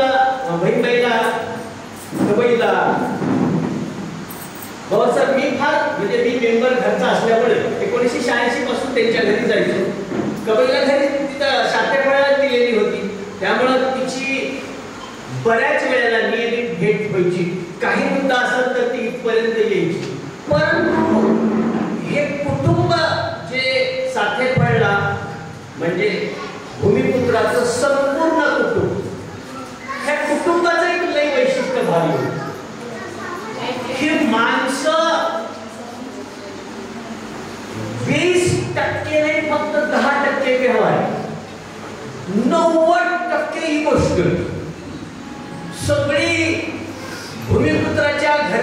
पार्टी सगळी इमोशनल. कारण भावना व्यक्त करताना मुक्तपणे करायचे. मुक्त कमी म्हणजे तो जो पिढीजात आलेला वारसा होता. आई फार कणखर. आई म्हणजे घरातली आबाई म्हणजे कारभारी.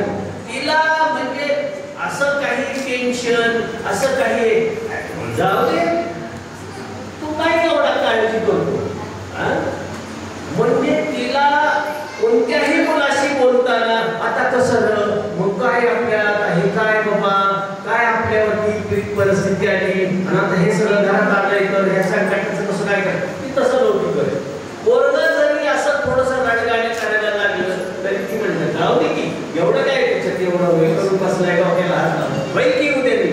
तर तिच्यामध्ये एक जिगर होती कारभारकीची आणि ती कारभारकीची जी धमक होती ती तिच्या वयाच्या अखेरपर्यंत होती.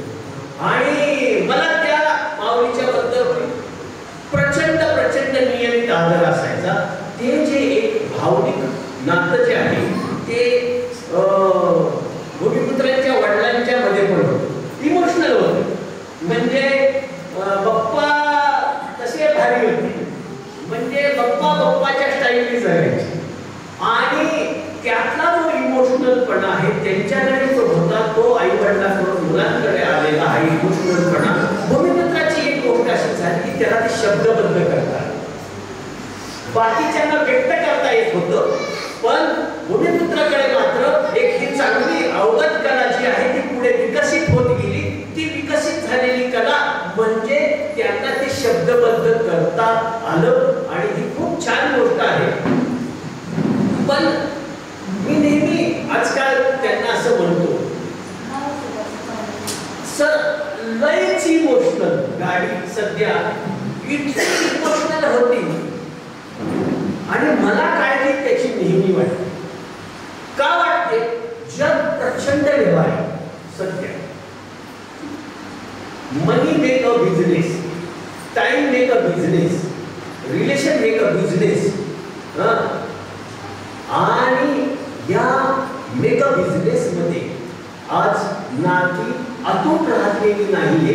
नाती आता विदुष्टात गेलेली आहे आणि राजकारणात तर आपल्याला रोज दिसतात.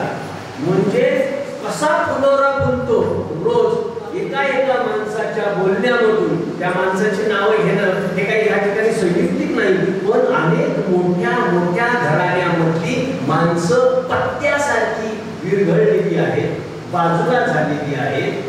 50-50 वर्षाबरोबर 50-50 वर्ष एकत्र राहिलेली नाती त्यांची 4 घरं झालेली आहेत. 4 घराचा तो परिणाम अख्ख्या महाराष्ट्रावर पण होतो आहे.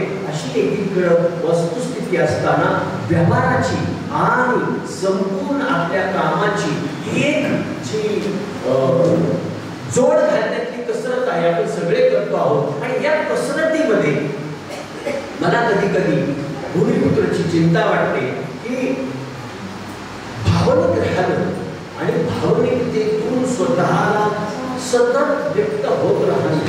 हे सतत व्यक्त होण्याचं जी गोष्ट आहे ती अत्यंत सुंदर जरी असली तरी आत्ताच्या व्यावहारिक जगाच्या मध्ये ही अत्यंत कसरतीची बाब आहे. या ठिकाणी सर्वदे सर आहे. मला प्रचंड सरांच्या बद्दल आदर आहे.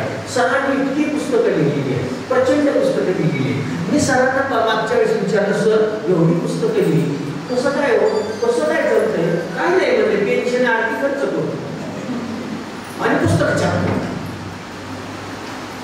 बघा इथे दर्जेदार जरी लिखाण होत असलं तर दर्जेदार लिखाणाला तितकाच दर्जेदार स्वरूपा नाही. इथे दर्जेदार तितका त्याचा वाचक नाही.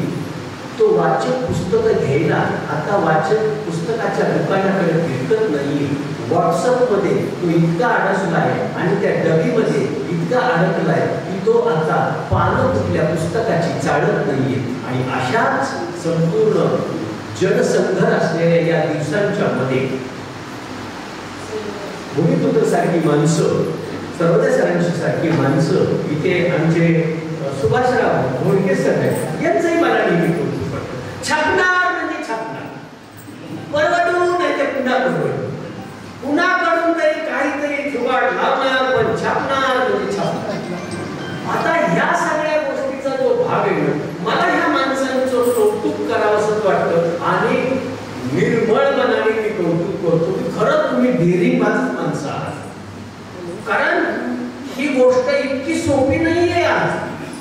पुस्तकं काढणं आणि ती छापणं इतकी गोष्ट सोपी नाही. कारण आज आपण घरामध्ये रुपयाचा हिशोब लावतो आणि या हिशोबाच्या मध्ये आपण सगळ्यात प्राधान्य त्या हिशोबाला देतो आणि भावभावनांची आपण तडजोड करतो. इथे भावभावनांना सगळ्यात मोठं प्राधान्य भूमिपुत्र देतात आणि म्हणून मला त्याचं कौतुक वाटतं. अर्थात त्याचं कौतुक तर आहेच, पण या ठिकाणी विद्या आहे. विद्या भूमिपुत्रची पत्नी, मला तिचं फार कौतुक वाटतं. म्हणजे अशा सगळ्या अत्यंत इमोशनल माणसाला रोज मॅनेज करणं, त्याची मॅनेजमेंट व्यवस्थित सांभाळणं. अहो साधं सिलाई मशीन बिघडलं तर त्याला 3 ताळे पाणी करावं लागतं. इथं इमोशनल माणसाला 50-60 वर्ष सांभाळायचं म्हणजे तिला किती आहे पाणी करावं लागतं. सो तिचा कौतुक आहे.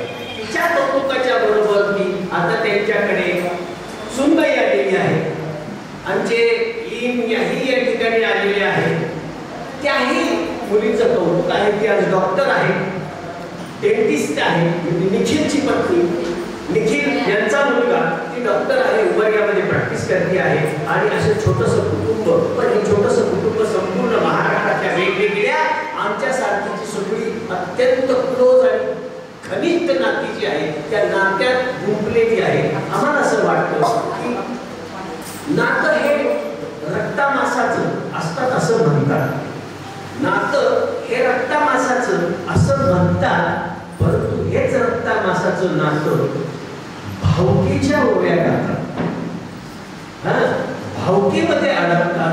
आणि भावकी किती अहो ती तर 4 पिढ्याला पुरती. भावकी किती ती तर 4 पिढ्याला पुरती. मग इथं नातीगुती कुठे गेली? नाती खरी ही असते. ही नाती भावनांचा संबंध आहे, प्रेमाचा आलेख आहे, प्रेमाचा आवेश आहे. इथे जाती गळून पडतात, इथे धर्म गळून पडतो. इथे माणुसकीचं नातं फुलतो, माणुसकीच्या नात्यातून आपुलकीचं नातं फुलतो. आपुलकीचं नातं हे जीवाभावाचं बनतो, जीवाभावाचं नातं हे रक्ताच्या नात्याच्या पलीकडचं नातं घट्ट होत जातं. आणि तीच मोठी आयुष्याची शिदोरी असते. आणि ती शिदोरी आपल्याला अत्यंत चांगल्या पद्धतीने जी व्यक्त केली त्यांनी ती ही आहे. महात्मा फुलेंची जी कविता भूमिपुत्रांनी केलेली आहे ती इथल्या महाराष्ट्रातल्या अनेक कार्यकर्त्यांना दूरना लागू पडते. अशी रक्ताच्या पलीकडची नाती गुंफण्याच्या मध्ये आणि ती व्यक्त होण्याच्या मध्ये आणि ती व्यक्त करून लोकांच्या पर्यंत आणण्यामध्ये त्यांनी जो एक अत्यंत चांगला आपला हा कार्यभार केलेला आहे. मला असं वाटतं की ही जी आभाळमाया आहे आणि त्यांचं हे जे पुस्तकाच्या बद्दलचं विवेचन आहे त्यांनी स्वतः मागच्या बाजूला लिहिलेलं आहे. आणि ही आभाळमाया आहे. ही आभाळमाया मला असं वाटतं महाराष्ट्रातल्या तमाम जनतेसाठी, तमाम महिलांसाठी, तमाम कार्यकर्त्यांच्यासाठी संपूर्णपणे व्यक्त केलेली आपली मनमोकळेपणाची ही माया आहे. आणि मला असं वाटतं की हा माया आणि प्रेमाचा आविष्कार आहे. हा आविष्कार मला असं वाटतं की आपण तो निश्चितपणे अधिक घट्ट करूया. मला जाता म्हणजे भवर सरांनी सांगितलं ते फार भारी त्यांनी सांगितलं. मला त्यांनी सांगितल्याबरोबर जुने दिवस आठवले जेव्हा मी जाणीवमध्ये होतो. ते म्हणजे आपला काय भारी काम होतं त्यावेळेस. एक तर खेळायचं नाहीतर मारामारी करायचं. आम्ही ज्यावेळेस कार्यकर्ते म्हणून जेव्हा चर्चा करायची तेव्हा तिकडे भांडणं झाली, तिकडे भांडणं झाली. 2-4 भांडणं जी असायची ना त्याच्या 2 भांडणामध्ये त्यांचं नाव असायचं. ते मला माझ्यापर्यंत भावती भाडी भांडण म्हणजे कॉलेज त्यावेळेचा एक त्यांची खावा असायची. आणि माझी पत्नी त्यांची बहिणीची मुलगी त्या मैत्रिणी होत्या. आणि आमच्या घरामध्ये पण त्यांचं एक त्यावेळेस पासूनच एक नात्याचा जो एक आपला आपुलकीचा भाव आहे तो त्यावेळेस पासूनचा आहे. पण मला असं वाटतं त्यांनी मागच्या कार्यक्रमामध्ये इथं साहित्य संमेलन भरलं होतं त्यावेळेस त्यांनी एक फार आठवण सांगितली की त्यांच्या लग्नाची. ताईंना जेव्हा त्यांची पसंती झाली तेव्हा ताईंनी विचारलं असेल तुम्ही काय करता वगैरे. तर ते म्हणले की मी आतापर्यंत तर असं ठीक आहे, माझा असा सगळा आलेख आहे आणि माझ्याकडे एक असं मी आता माझ्यावरती तडीपारचा शिक्का आहे तर मी असा माणूस आहे. बघ कसं काय जमतं. तर त्या म्हणजे त्यावेळेच्या ताईंनी त्यांच्या बाजूने उत्तर दिलं की तुमचा इतिहास मागचा आहे, पुढचा इतिहास हा आपल्याला घडवायचा आहे. त्यामुळे मला मागचं काही पाहायचं नाही, मी पुढच्या सगळ्या गोष्टी पाहिजे आणि मी तुमच्याबरोबर नातं करायला तयार आहे.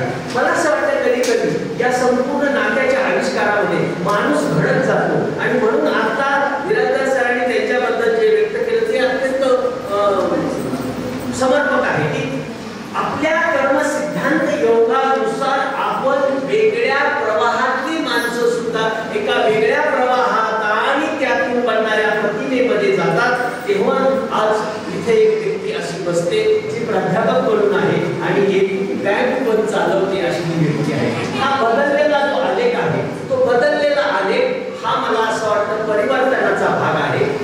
हे मी का सांगितलं तर कधी काळी आमची कधीच मैत्री होऊ शकणार नाही अशी जी वस्तुस्थिती असलेली वेगवेगळ्या प्रवाहातली माणसं आहेत ती सुद्धा आज आमच्या सोबत आहे. हा सगळ्यात मोठा जमेचा आणि आपुलकीचा ठेवा आहे.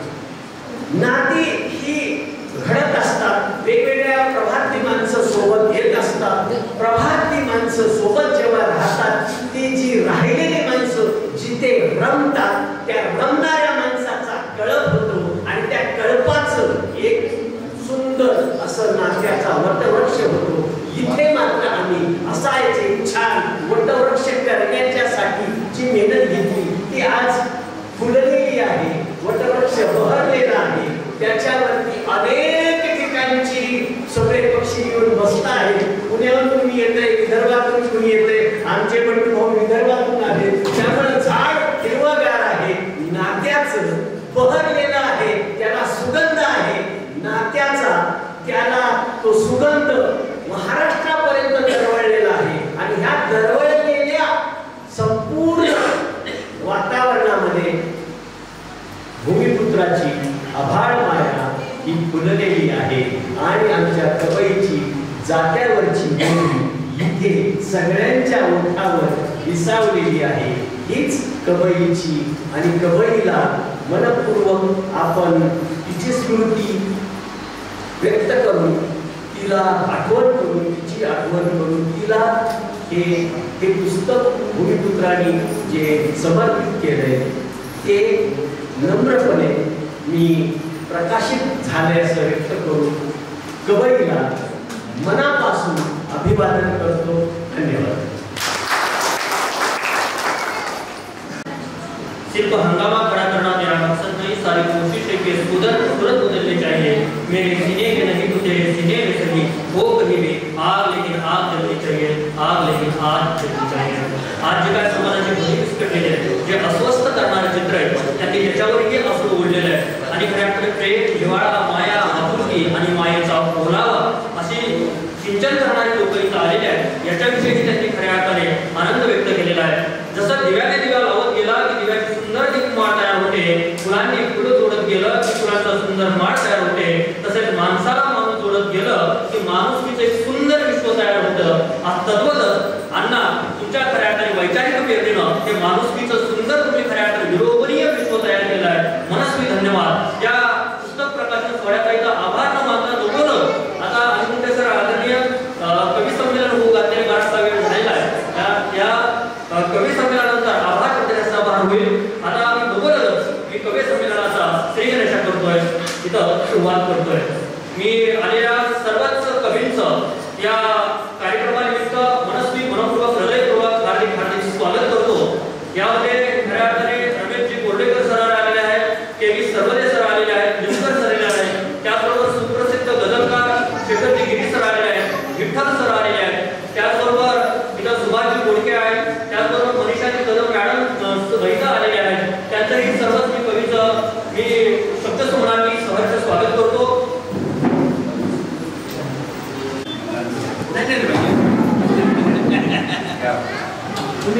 मैं अकेला ही चलाया जाने के मंडी मगर लोग साथ आते गए और कारवां बनता गया और कारवां बढ़ता गया। 2 बार टाळ्या इकडे या समोर सर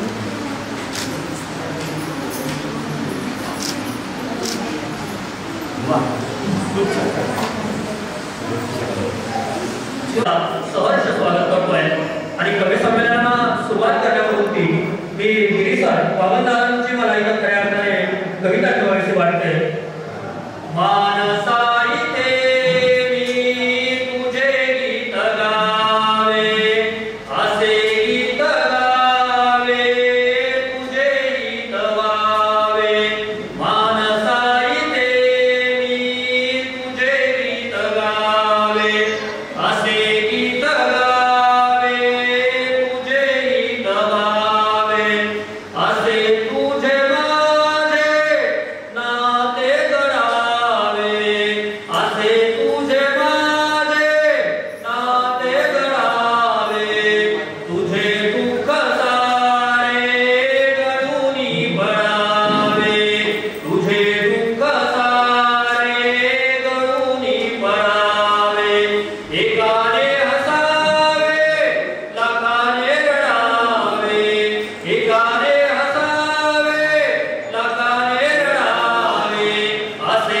विश्वात इथे ना उरावे इथे ना उरावे इथे सारे सारे नवे पेरताना इथे सारे सारे नवे पेरताना वामना परी मी तुझे हात वावे वामना परी मी तुझे हात वावे मानसा इथे मी तुझे गीत गावे असे गीत गावे तुझे गीत वावे। धन्यवाद। आदरणीय सुभाष गोटे सरांना मी अशी विनंती करतो की कृपया त्यांनी मंचावरती येऊन असं नसतं व्हावं स्वतःतून त्यांना असे मी शेखरगिरी सरांना मी प्रथमतः पाचारण करतोय। आदरणीय सरांना मी अशी विनंती करतोय की त्यांनी मंचावरती एक अप्रतिम अशी गझल इथं सादर करावी। आदरणीय शेखरगिरी सर हे आलो नाही केवळ करण्यासाठी बोर्डेकर सर मी दुनियामध्ये आलो नाही केवळ करण्यासाठी दुनिया माझ्या हिस्स्याची मी हिरवी केली आहे दुनिया माझ्या हिस्स्याची मी हिरवी केली आहे। आदरणीय शेखरगिरी सर नमस्कार। एक गझल आपल्यासमोर सादर करतो त्याच्यापूर्वी मी वाचला आहे 2 शेर की फुकट असणार पण तेही महागाने विकू शकतो फुकट असणार पण तेही महागाने विकू शकतो तुला शेखर सहज अगदी कुणीही वेळवू शकतो तुला शेखर सहज अगदी कुणीही वेळवू शकतो आणि हरवलं जर कधी तर मी नका पोलीस बोलावू की हरवलं जर कधी तर नका पोलीस बोलावू मला शोधा जुन्या गावी तिथे मी सापडू शकतो मला शोधा जुन्या गावी तिथे मी सापडू शकतो आणि मला तू न्यायाला मृत्यू जरासा वेळ काढून ये की मला तू न्यायाला मृत्यू जरासा वेळ काढून ये कदाचित मी तुला काही कविता ऐकवू शकतो कदाचित मी तुला काही कविता ऐकवू शकतो आणि गझल आपल्यासमोर ठेवतोय की दुर्डी मधली चटणी रोटी चोरी गेली आहे की दुर्डी मधली चटणी रोटी चोरी गेली आहे या अंगावरची लंगोटी चोरी गेली आहे आणि थाटामध्ये झाले होते उद्घाटन टाकीचे थाटामध्ये झाले होते उद्घाटन टाकीचे अगदी दुसऱ्या दिवशी तोटी चोरी गेली आहे अगदी दुसऱ्या दिवशी तोटी चोरी गेली आहे आणि झोप नाचतो असेल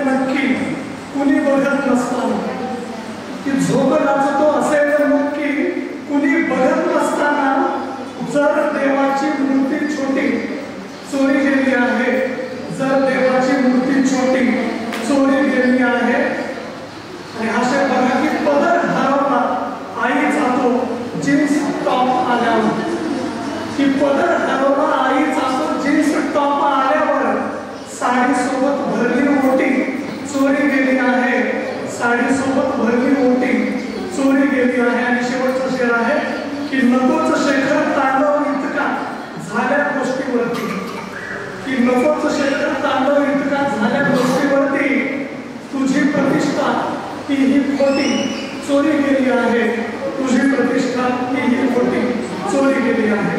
धन्यवाद.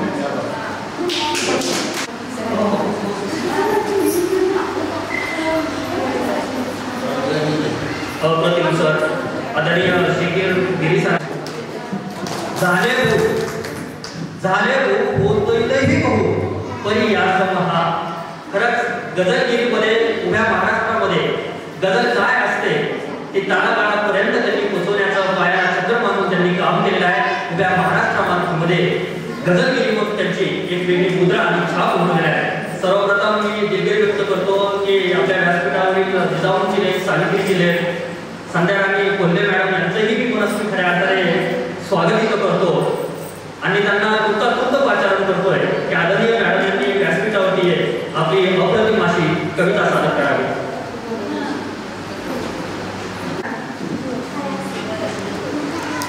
माझ्या कवितेचे शीर्षक आहे गणित जीवनाचे. बघा जीवनाचं गणित कसं आहे ते. गणित जीवनाचे सोपे आहे खरोखर, वजाबाकीने बेरीज करू सारे बरोबर, वजाबाकीने बेरीज करू सारे बरोबर.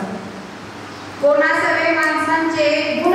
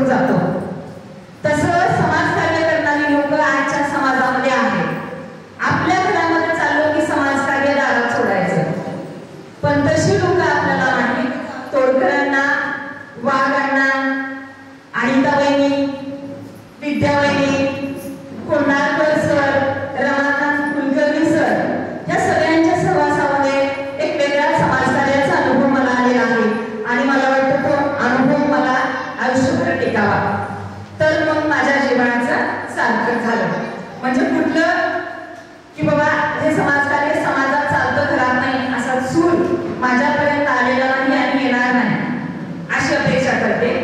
आणि आता कवितेच्या दिशेने वळूया. आपल्या मराठी भाषेला अभिजात भाषेचा दर्जा मिळाला मिळण्यासाठी आपण नाटापिटा केला, तर ते जे अभिजातपणाचं आपल्या मराठी भाषेचं लक्षण आहे ते सगळ्या कवींमध्ये दिसावं असं आपल्या सगळ्यांना वाटायचं.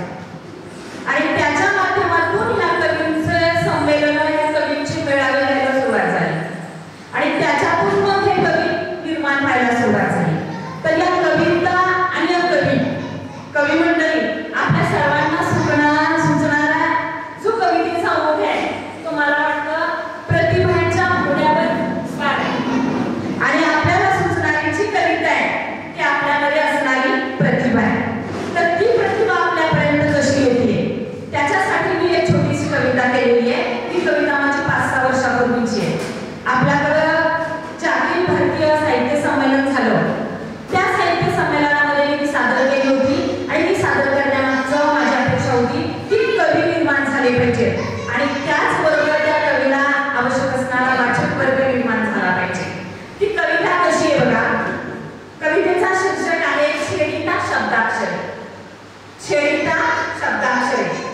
छेडिता शब्दाक्षरे सुसाट वाहे साहित्यवाला. छेडिता शब्दाक्षरे सुसाट वाहे साहित्यवाला.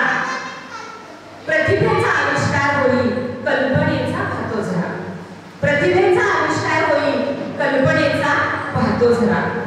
शब्दांचे ढग दाटून आले. शब्दांचे ढग दाटून आले अक्षरांच्या पडल्या गारा. शब्दांचे ढग दाटून आले अक्षरांच्या पडल्या गारा. काव्याची वाहती कविता, काव्याची वाहती सरिता मिळते साहित्य सागरा. काव्याची वाहती सरिता मिळते साहित्य सागरा.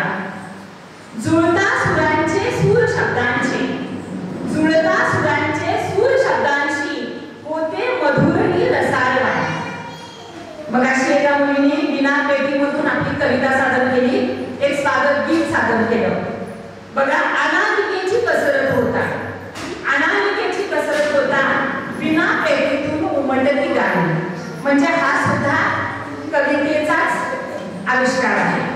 शब्दांच्या गोंडस बाललीला, शब्दांच्या गोंडस बाललीला रंगत चढते हास्य विनोदाला. शृंगाराचा साज चढवता, शृंगाराचा साज चढवता बहर येतो लावण्याला. म्हणजे आपल्या मराठी भाषेमध्ये असणारे नवरस. शब्दाक्षरांची उडता खडाजंगी, शब्दाक्षरांची उडता खडाजंगी धार येते शमशेरीला. लीन होऊन झुकता शब्द, लीन होऊन झुकता शब्द सहानुभूती लाभे कारुण्याला. म्हणजे रस आणि भाषा यांचा एक सुरेख संगम आपल्याला या ठिकाणावरती दिसतो. शांत होते वर्णमाला, शांत रसाचं वर्णन आहे. शांत होते वर्णमाला नतमस्तकी संत जनाला. उपदेश करती भल्या भल्यांना अभंगाचा आविष्कार झाला. उपदेश करती भल्या भल्यांना अभंगाचा आविष्कार झाला. धन्यवाद. सादर केलेले आहे आणि सर्वांची मनं त्यांनी जिंकलेली आहे. त्यांच्यासाठी जोरदार टाळ्या व्हायला हव्या. धन्यवाद. गझल सतीश्वर कविता. सभोवताली माझ्या फक्त अंधार आहे, सभोवताली माझ्या फक्त अंधार आहे, काळोखात सभोवताली माझ्या फक्त अंधार आहे, काळोखात तुझाच आधार आहे. हात तुझा जर हातात असेल तर, हात तुझा जर हातात असेल तर या अंधाराचाही मला स्वीकार आहे. हात तुझा जर हातात असेल तर त्या अंधाराचाही मला स्वीकार आहे. माहित आहे मला माहित आहे मला जगारीत तुझी, तुझ्यासाठी तर मी एक शिकार. पाठीमागे कोणते षडयंत्र करता तुम्ही, पाठीमागे कोणते षडयंत्र करता तुम्ही. माणसाला लागलेला हा विकार आहे. भावनेला हात घालतो मी तुमच्या, भावनेला हात घालतो मी तुमच्या, प्रेमाचा तुम्ही एक प्रकार आहे. तुझ्यासारखा मी स्वयंप्रकाशित होणार आहे, तुझ्यासारखा मी स्वयंप्रकाशित होणार आहे. तुझ्यातला सूर्य चोरण्याचा माझा विचार आहे, तुझ्यातला सूर्य चोरण्याचा माझा विचार आहे. धन्यवाद. अशी विनंती करतो की आदरणीय भूमिपुत्र वाघसरांच्या हस्ते आजच्या भव्य विद्यार्थ्यांकडे संमेलनाचं प्रमाणपत्र स्वीकारावं. या मुलीला जाऊन थोडं राहिलं कारण की ऑलमोस्ट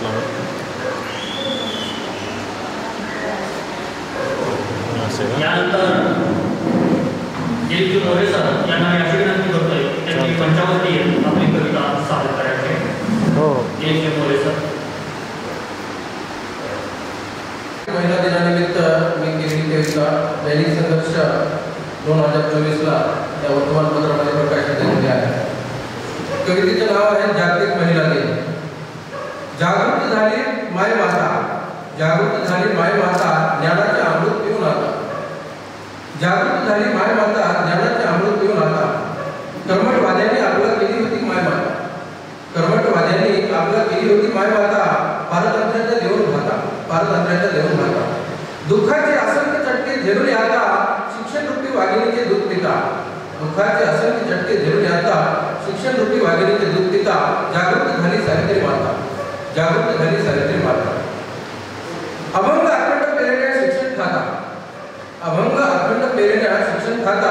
देश रक्षणा पंतप्रधान झाली इंदिरा माता, देश रक्षणा पंतप्रधान झाली इंदिरा माता. ज्ञानाचे अमृत पिऊन वाघीण झाली आता, ज्ञानाचे अमृत पिऊन वाघीण झाली आता. गतिशील चक्रात महिला फिरता जाता, गतिशील चक्रात महिला फिरता जाता. राष्ट्रपती झाल्या प्रतिभाताई माता, राष्ट्रपती झाल्या प्रतिभाताई माता. विज्ञानाची धोरणी का साता, विज्ञानाची धोरणी का साता. कल्पना चावला, सुनीता विल्यम न डगमगणाऱ्या अंतराळवीर गाता. कल्पना चावला, सुनीता विल्यम न डगमगणाऱ्या अंतराळवीर गाता. राजकारणातल्या असंख्य महिला माता, देश समुद्रेने ममतेने नटू म्हणतात आता. राजकारणातल्या असंख्य महिला माता, देश समुद्रेने ममतेने नटू म्हणतात आता. उद्योग विश्वातील भगिनी माता, उद्योग विश्वातील भगिनी माता. अर्थ विश्वातील गतीने चक्र फिरवतील आता, अर्थ विश्वातील गतीने चक्र फिरवतील आता. कवी, लेखिका, समाजसेविका, अनाथांची सिंधुताई सत्काळ माता. कवी, लेखिका, समाजसेविका, अनाथांची सिंधुताई सत्काळ माता. भारतरत्न गानकोकिळा मंगेशकर लता, भारतरत्न गानकोकिळा मंगेशकर लता. शेतकरी, कष्टकरी, असंख्य भगिनी माता. विसरा स्त्री पुरुष भेदभाव आता, विसरा स्त्री पुरुष भेदभाव आता. समतेचा संदेश देता घेता, समतेचा संदेश देता घेता. कवी तारापुत्र, कवी तारापुत्र म्हणजे माझ्या आईचे नाव तारावती आहे आणि म्हणून मी या ठिकाणी म्हणतोय की कवी तारापुत्र जागतिक महिला दिनाच्या सन्मानार्थ टेकवितो माता. कवी तारापुत्र जागतिक महिला दिनाच्या सन्मानार्थ टेकवितो माता, टेकवितो माता. वाघसरांना अशी विनंती करतो की दिलीपजी मोरे सरांना प्रमाणपत्र देऊन सन्मानित करावं. दिलीपजी मोरे सर त्यांनी स्वलिखिताची सादरीकरण त्यांनी केलेल्या महिला दिनानिमित्त वर्तमानपत्रामध्ये आपण आले. यानंतर प्राध्यापक शेखरजी गिरी सरांनाही त्यांनी प्रमाणपत्र सुपूर्द करावं. वाघसरांना समोर वाईट काय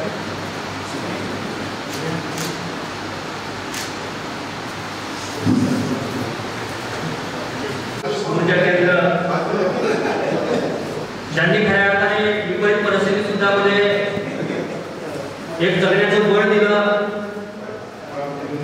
ज्यांनी नीतिमत्ता तत्व काय असतात त्यांनी ते सांगितले आणि आम्हाला राष्ट्राभिमान वाटलं की आम्ही गावाला यावं आणि नावही त्यांचं कोरडे करत आहे. मी आदरणीय रमेशजी कोरडेकर सरांना मी अशी विनंती करतोय की त्यांनी डायसवरती आपली अप्रतिम अशी कविता सादर करावी आणि आम्हाला ऐकवावी. आभारमाया आणि सत्यावरच्या होत्या या दोन कलाकृतींना प्रथम आपण शुभेच्छा देऊया आणि त्याचे स्वागत करूया. या आभारमाया किंवा ओव्या त्याच्यामध्ये माया आहे, दोन्हीमध्ये माया आहे आणि याच्यामध्ये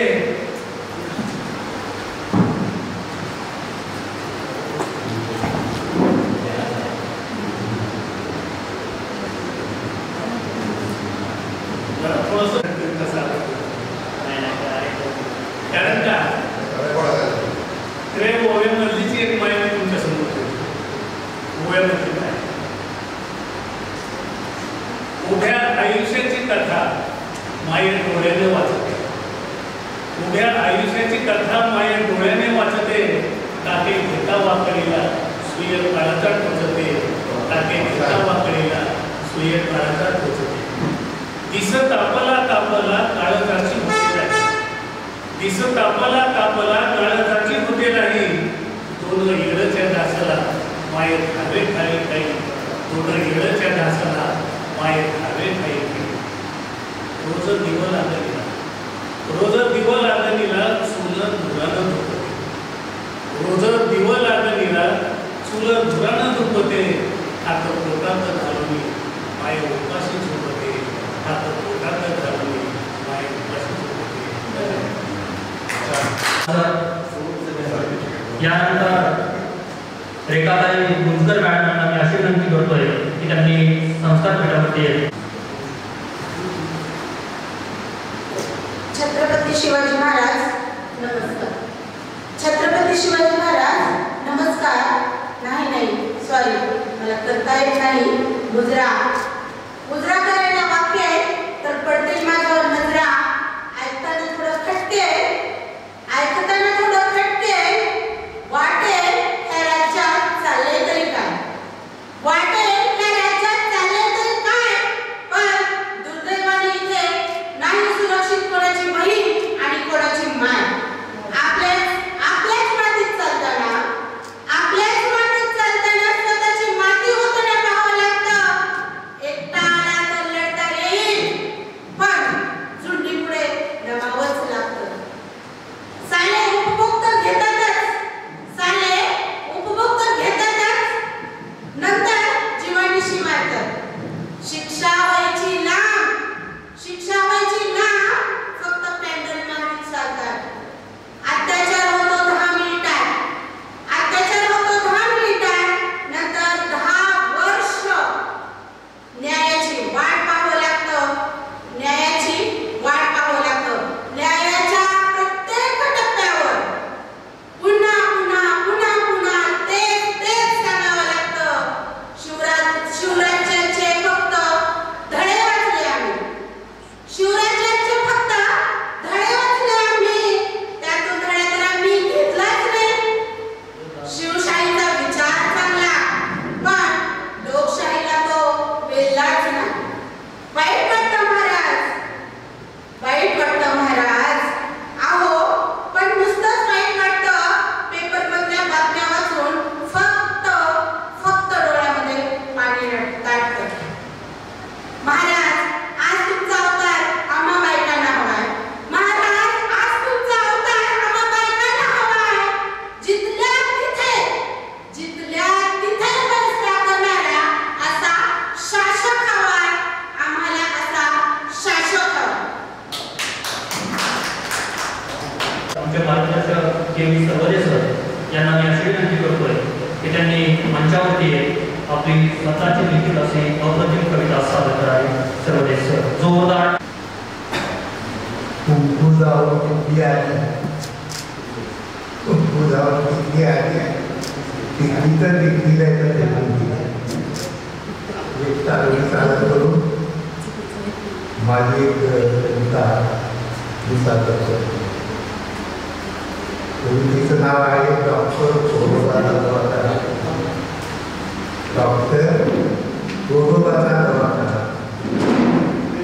डॉक्टर गोरोबाने जंक्शन दवाखाना काढला.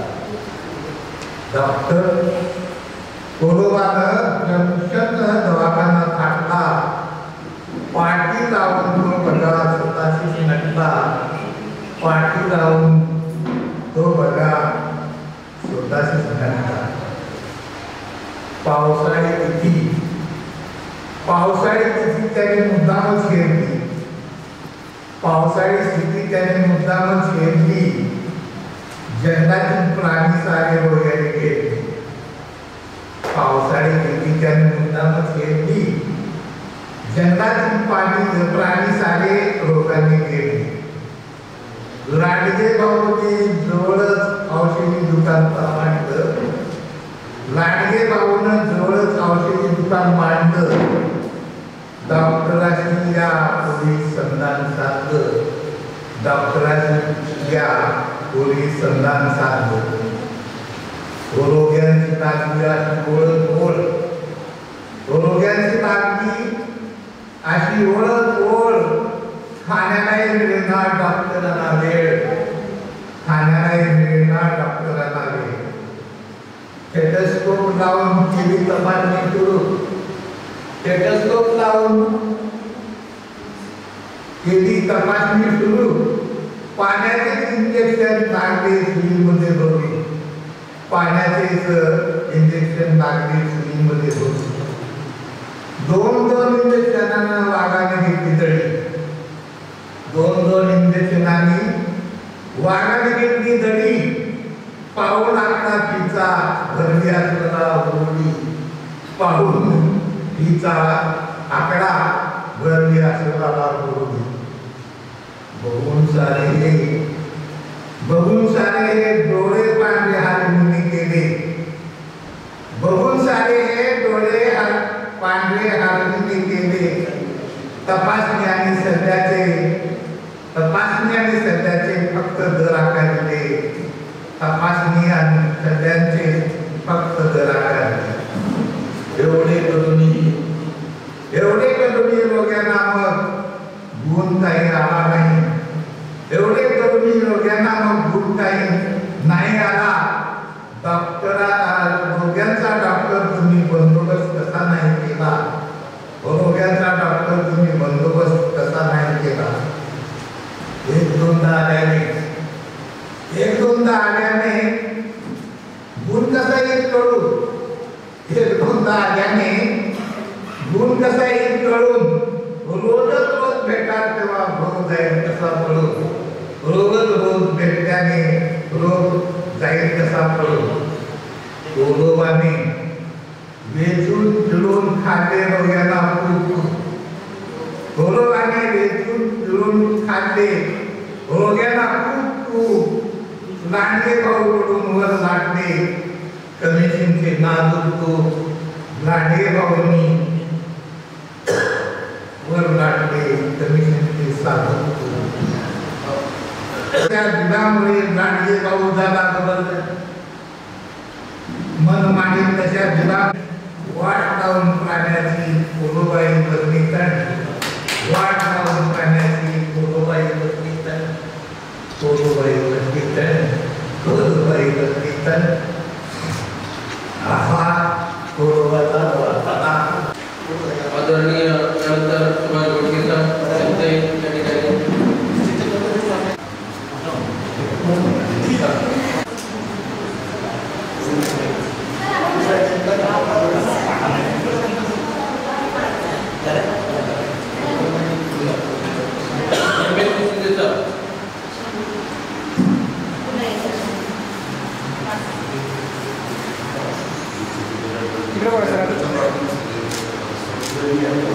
प्रसिद्ध लेखक कवी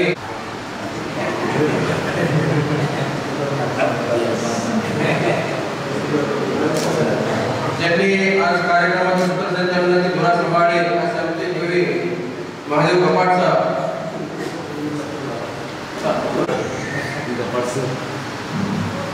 काय वाढी आहे आणि काँग्रेस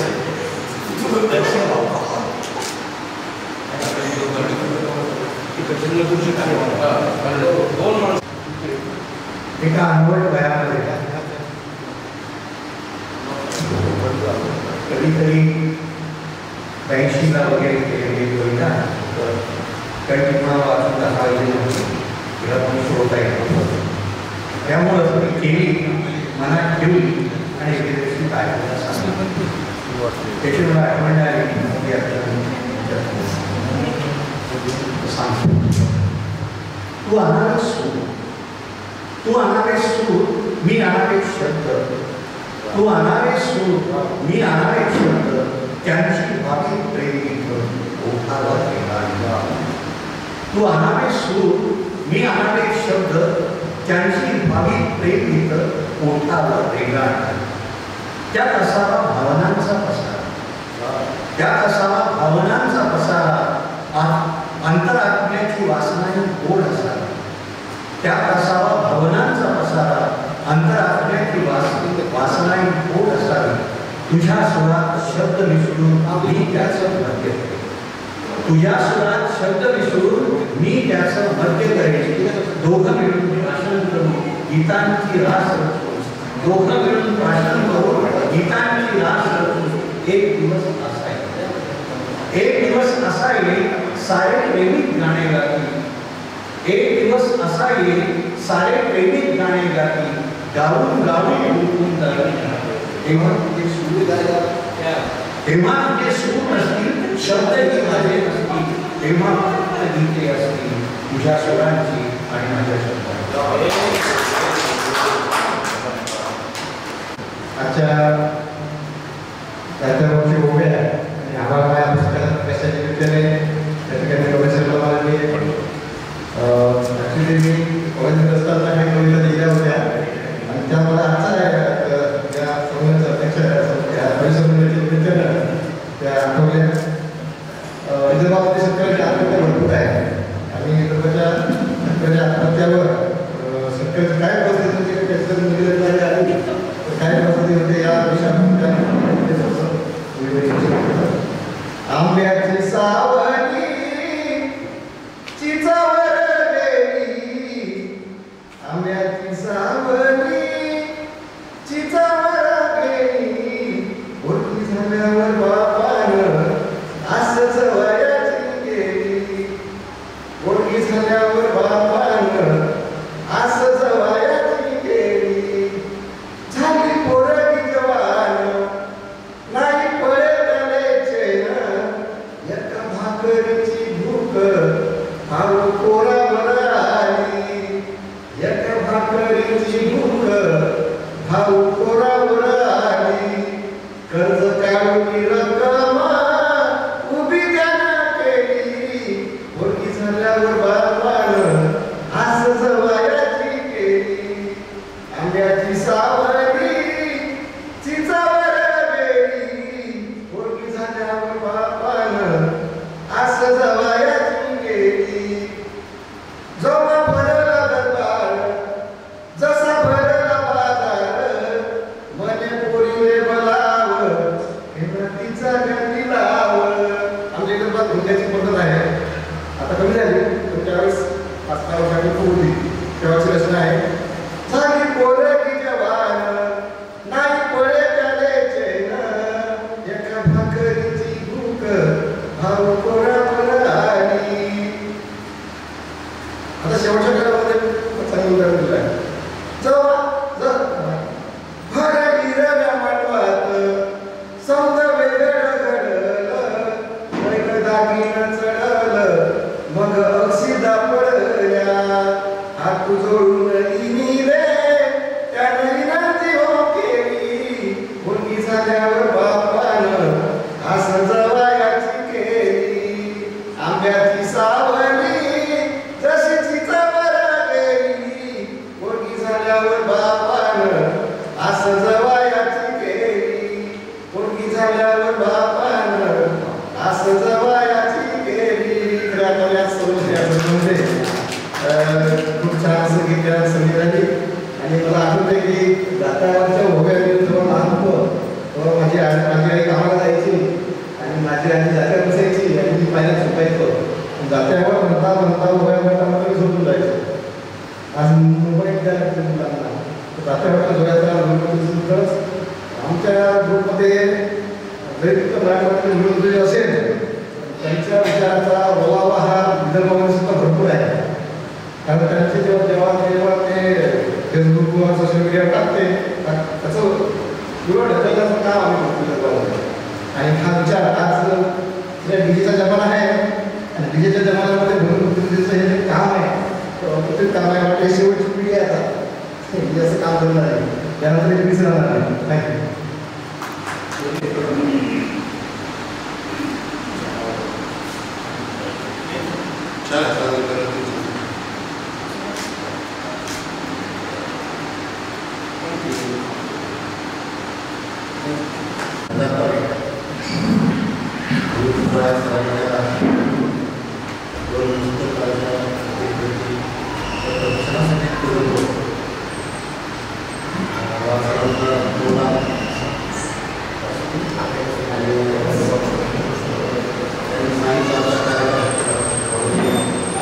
काही समजून घ्यायचे मला शेतामध्ये कडवा असतो रोज सकाळी 7 ते 8 वाजता कडवा वास्तवांचा पूर्ण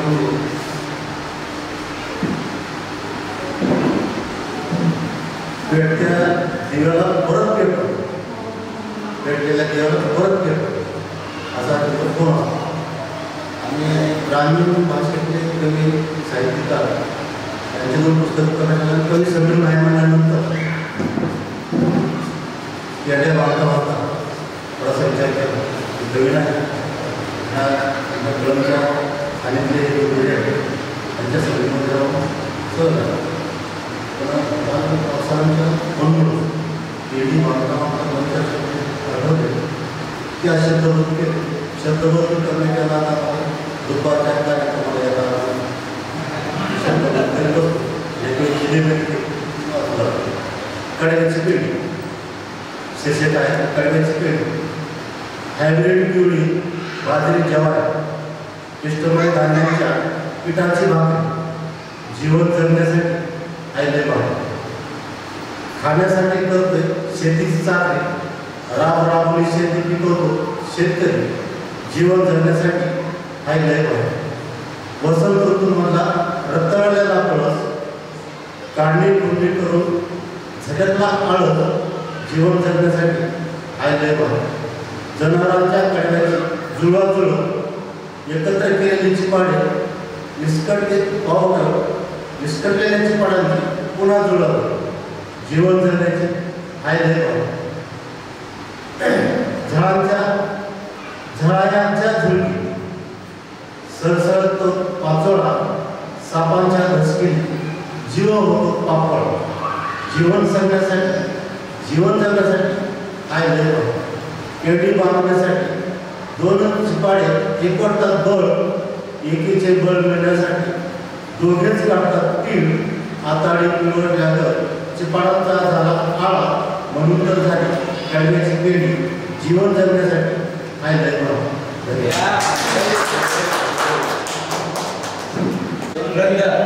सर्व मित्र